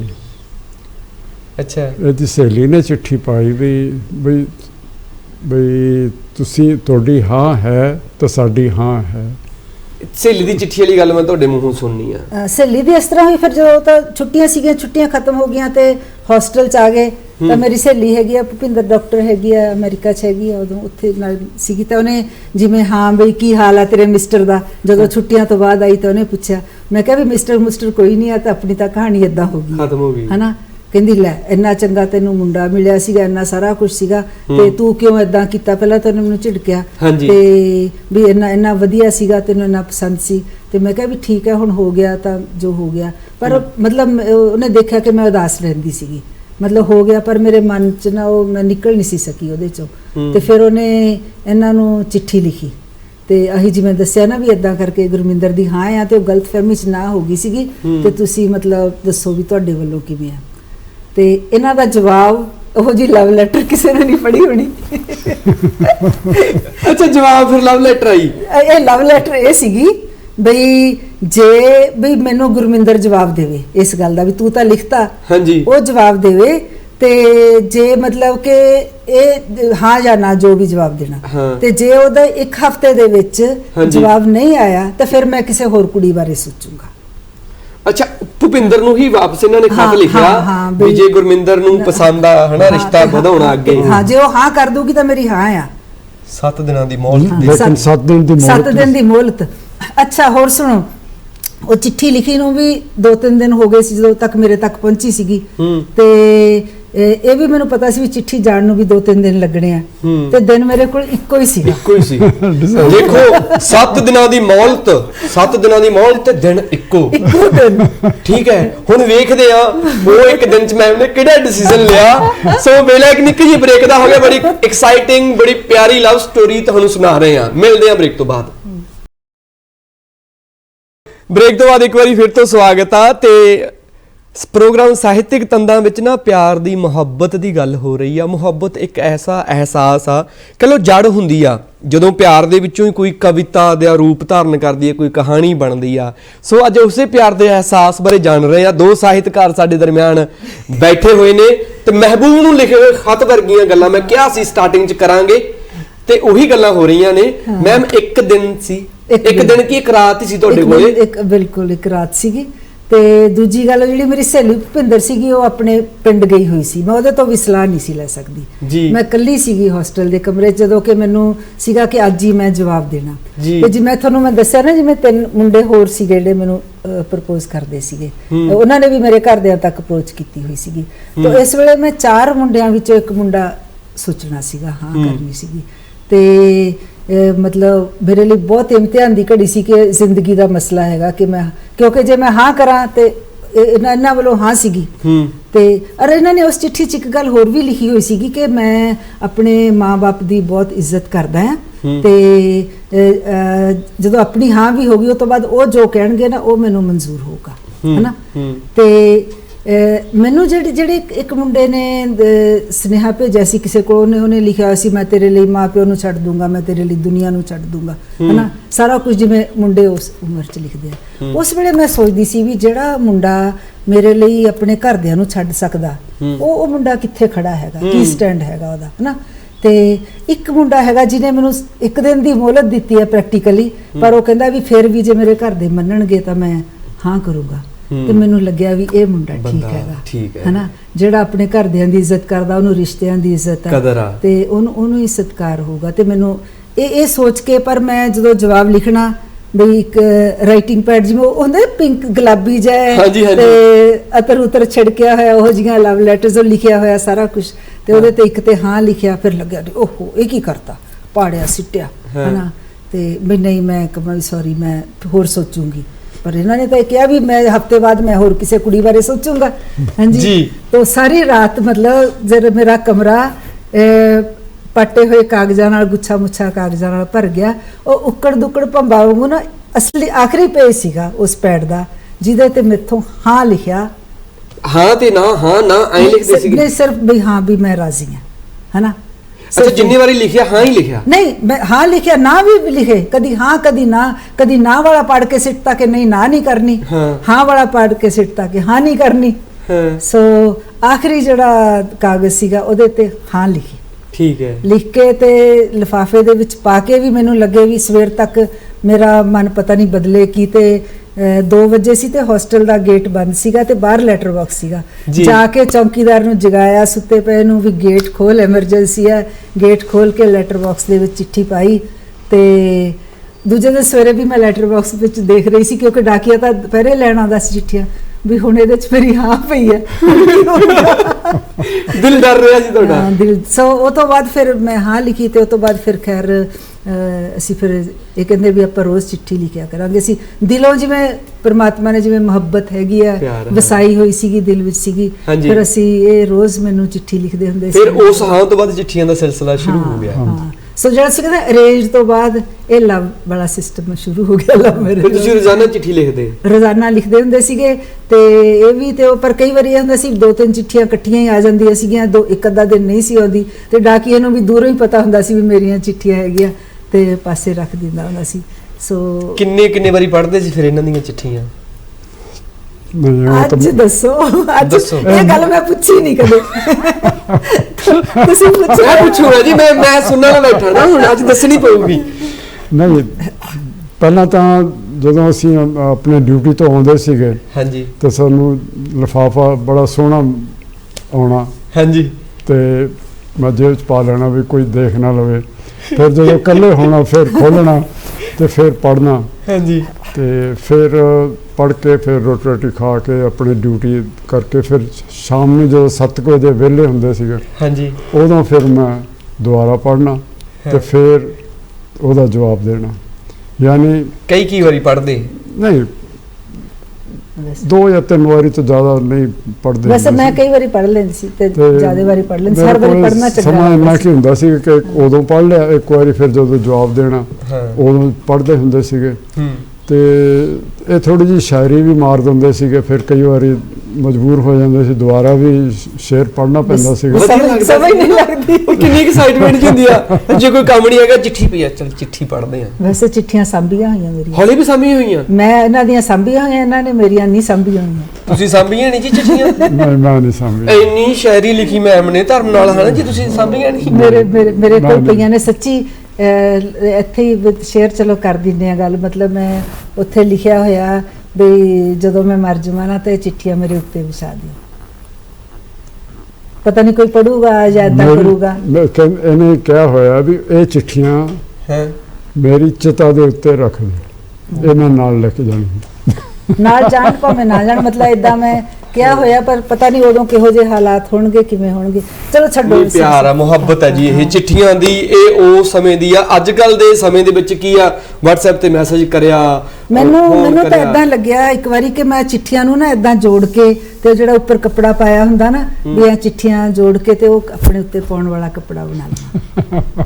ਤੁਸੀਂ ਜ਼ਿਆਦਾ ਸੀਰੀਅਸ ਹੋ ਜੀ? ਹਾਂ, ਸੀਰੀਅਸ ਨਹੀਂ ਹੋਣਾ, ਸੀਰੀਅਸ ਨਹੀਂ ਹੋਣਾ, ਆਪਾਂ ਗੱਲ ਸੀਰੀਅਸ ਨਹੀਂ ਹੋਣਾ ਕਿਉਂਕਿ ਉਹ ਪਿਆਰ ਵਾਲੀ ਗੱਲ ਚੱਲ ਰਹੀ ਹੈ। ਅੱਛਾ, ਮੈਂ ਤੈਨੂੰ ਗੱਲ ਦੱਸਾਂ, ਮੈਨੂੰ ਮੈਮ ਨੇ ਦੱਸਿਆ ਹੋਇਆ ਵਿੱਚ ਇੱਕ ਵਾਰੀ ਤੁਹਾਡੇ ਟੁੱਟਣ ਦੀ ਵੀ ਨੌਬਤ ਆ ਗਈ ਸੀ। ਇੱਕ ਵਾਰੀ ਤਾਂ ਵੱਧ ਵਾਰੀ ਹੋ ਗਈ। ਇੱਕ ਹੋਰ ਵੀ ਗੱਲ ਯਾਦ ਆਈ, ਗੱਲਾਂ ਹਲੇ ਹੋਰ ਯਾਦ ਆਉਣੀਆਂ।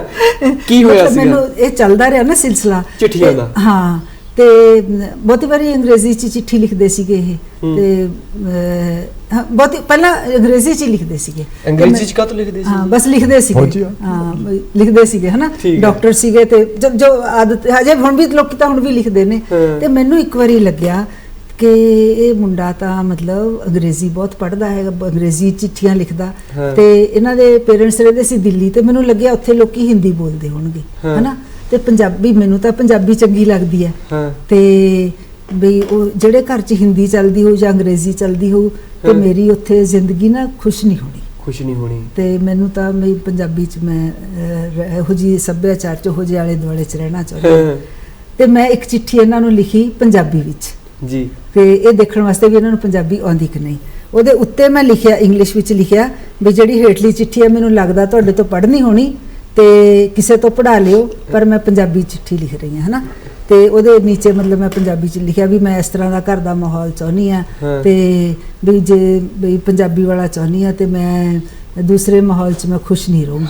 ਇਸ ਤਰ੍ਹਾਂ ਦੀ ਕਰਕੇ ਵੀ ਤੁਹਾਨੂੰ ਤਾਂ ਪੰਜਾਬੀ ਆਉਂਦੀ ਨਹੀਂ ਹੋਣੀ, ਹਨਾ, ਪੜ੍ਹਨੀ ਜਾਂ ਸਮਝਣੀ, ਕਿਉਂਕਿ ਤੇ ਜਿਹੜਾ ਆਲਾ ਦੁਆਲਾ ਇਹ ਸਾਊਥ ਵਿੱਚ ਹੀ ਰਹੇ ਸੀ ਜ਼ਿਆਦਾ। ਮੇਰੀ ਪੜ੍ਹਾਈ ਵੀ ਸਾਊਥ ਵਿੱਚ ਹੋਈ ਸੀ। ਪਾਪਾ ਜੀ ਆਰਮੀ ਸੀਗੇ ਤੇ ਉਧਰ ਹੀ ਰਹੇ ਸੀਗੇ, ਪੰਜਾਬ ਚ ਰਹੇ ਨਹੀਂ ਸੀ ਜ਼ਿਆਦਾ। ਤੇ ਇਸ ਤਰ੍ਹਾਂ ਕਰਕੇ ਚਿੱਠੀ ਪਾਤੀ ਤੇ ਇੱਕ ਤਰ੍ਹਾਂ ਦੀ ਇਹ ਨਾ ਸੀਗੀ ਵੀ ਇਹ ਤੁਸੀਂ ਉਹ ਦੇਖਦੇ ਸੀਗੇ ਪਰਤਿਆ ਕੇ ਵੀ? ਨਹੀਂ ਵੀ ਹਾਂ, ਜੇ ਨਹੀਂ ਪਰਤਿਆ ਕੇ ਨਹੀਂ, ਮੈਨੂੰ ਲੱਗਿਆ ਜੇ ਇੰਗਲਿਸ਼ ਤੇ ਹਿੰਦੀ ਇਹਨਾਂ ਦੇ ਘਰ ਚ ਚੱਲਦੀ ਹੈ ਤੇ ਫਿਰ ਮੈਂ ਨਹੀਂ ਉਸ ਘਰ ਚ, ਮੈਂ ਨਹੀਂ ਖੁਸ਼ ਰਹੂੰ, ਮੈਂ ਨਹੀਂ ਉਸ ਘਰ ਚ ਜਾਣਾ। ਸੋ ਇੱਕ ਤਰ੍ਹਾਂ ਦੀ ਇਦਾਂ ਦੀ ਇਨਕਾਰ ਸੀਗਾ, ਹਨਾ। ਤੇ ਉਹ ਤੋਂ ਬਾਅਦ ਵੀ ਮੈਨੂੰ ਫਿਰ ਵੀ ਲੱਗਾ ਵੀ ਹੁਣ ਜਿਹੜੀ ਚਿੱਠੀ ਆਊਗੀ ਤੇ ਇਹਨਾਂ ਨੇ ਕਹਿਣਾ ਵੀ ਮੈਂ ਤਾਂ ਸਾਊਥ ਚ ਪੜ੍ਹਿਆ ਆ ਤੇ ਮੈਂ ਤਾਂ ਪੰਜਾਬੀ ਪੜ੍ਹਿਆ ਨਹੀਂਗਾ ਤੇ ਮੈਨੂੰ ਨਹੀਂ ਆਉਂਦੀ। ਪਰ ਵਧੀਆ ਗੱਲ ਕੀ ਹੋਈ ਕਿ ਜਿਹੜੀ ਇਹਨਾਂ ਦੀ ਚਿੱਠੀ ਆਈ ਉਹ ਪੰਜਾਬੀ ਚ ਲਿਖੀ ਸੀ ਇਹਨਾਂ ਨੇ। ਕਹਿੰਦੇ ਤੂੰ ਪੰਜਾਬੀ ਪੜ੍ਹਨ ਦੀ ਗੱਲ ਕਰਦੀ ਆ, ਲੈ ਮੈਂ ਤੈਨੂੰ ਪੰਜਾਬੀ ਚ ਜਵਾਬ ਲਿਖਦਾ। ਸੋ ਸਾਰੀ ਗੁਰਮੁਖੀ ਚਿੱਠੀ ਸੀਗੀ ਸੋ ਜਿਹੜਾ ਫਿਰ ਮੇਰਾ ਸ਼ੱਕ ਸੀਗਾ ਉਹ ਨਿਕਲ ਗਿਆ ਵੀ ਹਾਂ ਤੁਸੀਂ ਬਾਗੋ ਬਾਗ ਵੀ ਮੁੰਡੇ ਨੂੰ ਪੰਜਾਬੀ ਹਾਂ, ਪੜ੍ਹਨੀ ਹਾਂ। ਕੀ ਲਿਖਣੀ ਵੀ ਆਉਂਦੀ ਆ। ਲਿਖਣੀ ਵੀ ਆਉਂਦੀ ਹੈ ਤੇ ਪੰਜਾਬੀ ਜਿਉਂਗਾ ਵੀ ਮੇਰੇ ਨਾਲ। ਸੋ ਇਹ ਜਿਵੇਂ ਮਿੰਨੀ ਕਹਾਣੀਆਂ ਵੀ ਹੈ ਨਾ, ਪਹਿਲਾਂ ਹਿੰਦੀ 'ਚ ਲਿਖਦੇ ਹੁੰਦੇ ਸੀਗੇ ਅੱਛਾ। ਤੇ ਮੈਂ ਇਹਨਾਂ ਨੂੰ ਕਹਿਣਾ ਵੀ ਤੁਸੀਂ ਪੰਜਾਬੀ 'ਚ ਕਿਉਂ ਨਹੀਂ ਲਿਖਦੇ, ਕਹਿੰਦੇ ਮੈਂ ਸੋਚਦਾ ਹੀ ਹਿੰਦੀ 'ਚ ਹੈਗਾ ਹੈ। ਤੇ ਫਿਰ ਮੈਂ ਕਿਹਾ ਵੀ ਕੋਈ ਨਹੀਂ, ਸੋਚਣ ਤਾਂ ਮੈਂ ਪੰਜਾਬੀ 'ਚ ਲਾ ਦੂੰਗੀ। ਫਿਰ ਮੈਂ ਇਹਨਾਂ ਨੂੰ ਪੰਜਾਬੀ 'ਚ ਸੋਚਣ ਦਾ ਪੰਜਾਬੀ ਚ ਲਾ ਦੂੰ। ਸੋ ਪੰਜਾਬੀ 'ਚ ਸੋਚਣ ਲਾਤਾ ਤੇ ਫਿਰ ਪੰਜਾਬੀ 'ਚ ਲਿਖ ਪੰਜਾਬੀ ਚ ਖੈਰ ਬਹੁਤ ਵਧੀਆ ਲੱਗ ਰਿਹਾ ਜੀ। ਘਰ ਦਾ ਨਾਮ ਵੀ ਇਹਨਾਂ ਦੀ ਮੁਹੱਬਤ ਆ ਤੇ ਤੁਹਾਨੂੰ ਪਤਾ ਲੱਗ ਗਿਆ ਹੋਊਗਾ ਵੀ ਮੁਹੱਬਤ ਕਿਉਂ ਆ, ਕਿਉਂਕਿ ਇਹਨਾਂ ਦੇ ਅੰਦਰ ਮੁਹੱਬਤ ਬਿਲਕੁਲ ਪੈ ਰਹੀ ਹੈ ਇਹਨਾਂ ਦੀਆਂ ਗੱਲਾਂ ਚੋਂ। ਗੁਰਵਿੰਦਰ ਮੈਮ ਤੇ ਡਾਕਟਰ ਬਲਦੇਵ ਸਰ ਸਾਡੇ ਨਾਲ ਨੇ। ਅੱਛਾ, ਰਿਸ਼ਤਾ ਟੁੱਟਣ ਦੀ ਨੌਬਤ ਇੱਕ ਹੋਰ ਆਈ ਸੀ। ਇੱਕ ਹੋਰ ਰਿਸ਼ਤਾ ਟੁੱਟਣ ਦੀ ਨੌਬਤ ਆਈ। ਫਿਰ ਸਾਡਾ ਮਤਲਬ ਵਿਆਹ ਵਗੈਰਾ ਫਿਕਸ ਹੋ ਗਿਆ। ਘਰਦਿਆਂ ਨੇ ਮਤਲਬ ਸਾਰੇ ਘਰਦਿਆਂ ਨੂੰ ਪਤਾ ਲੱਗ ਗਿਆ ਵੀ ਹਾਂ ਇਹ ਸਾਰਾ ਕੁਝ ਠੀਕ ਹੋ ਗਿਆ। ਤੇ ਵਿਆਹ ਤੋਂ ਹਫ਼ਤਾ ਕੁ ਪਹਿਲਾਂ ਮਤਲਬ ਸਾਡੇ ਘਰ ਉਹ ਹੋਇਆ ਸੀ, ਕੜਾਈ ਵੀ ਚੜੀ ਹੋਈ ਸੀ, ਰਿਸ਼ਤੇਦਾਰ ਵੀ ਜਿਵੇਂ ਸਾਰੇ ਗੰਢਾਂ ਗਈਆਂ, ਸਾਰਾ ਕੁਝ ਸੀਗਾ। ਇੱਧਰ ਵੀ ਪੂਰੀ ਤਿਆਰੀ ਸੀ ਤੇ ਕਿਸੇ ਨੇ ਇਹਨਾਂ ਦੇ ਪੇਰੈਂਟਸ ਨੂੰ ਥੋੜਾ ਜਿਹਾ ਕਹਿਤਾ ਵੀ ਤੁਸੀਂ ਆਹ ਚੀਜ਼ਾਂ ਮੰਗੋ, ਤੁਹਾਡਾ ਮੁੰਡਾ ਡਾਕਟਰ ਹੈ, ਨਾ ਪੜ੍ਹਿਆ ਲਿਖਿਆ। ਤੇ ਉਹਨਾਂ ਵੱਲੋਂ ਲਿਸਟ ਆ ਗਈ ਵਿਆਹ ਦੀ, ਬਈ ਕੜਿਆਂ ਦੀ ਜੋੜੀ ਚਾਹੀਦੀ, ਔਰ ਸਾਰੀ ਚਿੱਠੀ ਦੇ ਵਿੱਚ ਲਿਸਟ ਸੀਗੀ। ਕਿਸੇ ਨੇ ਜਿਵੇਂ, ਕਿਉਂਕਿ ਉਹ ਇੰਨੇ ਨਹੀਂ ਸੀਗੇ ਇਸ ਤਰ੍ਹਾਂ ਦੇ, ਪਰ ਸਿੱਧੇ ਸਾਦੇ ਸੀਗੇ ਤੇ ਉਹਨਾਂ ਨੂੰ ਸਿਖਾਤਾ, ਕਿਸੇ ਨੇ ਕਰਤਾ। ਤੇ ਉਹ ਲਿਸਟ ਸਾਡੇ ਘਰੇ ਆ ਗਈ ਤੇ ਮੈਂ ਉਦੋਂ ਸੀਗੀ ਹੋਸਟਲ 'ਚ ਹੀ ਸੀਗੀ ਉਦੋਂ।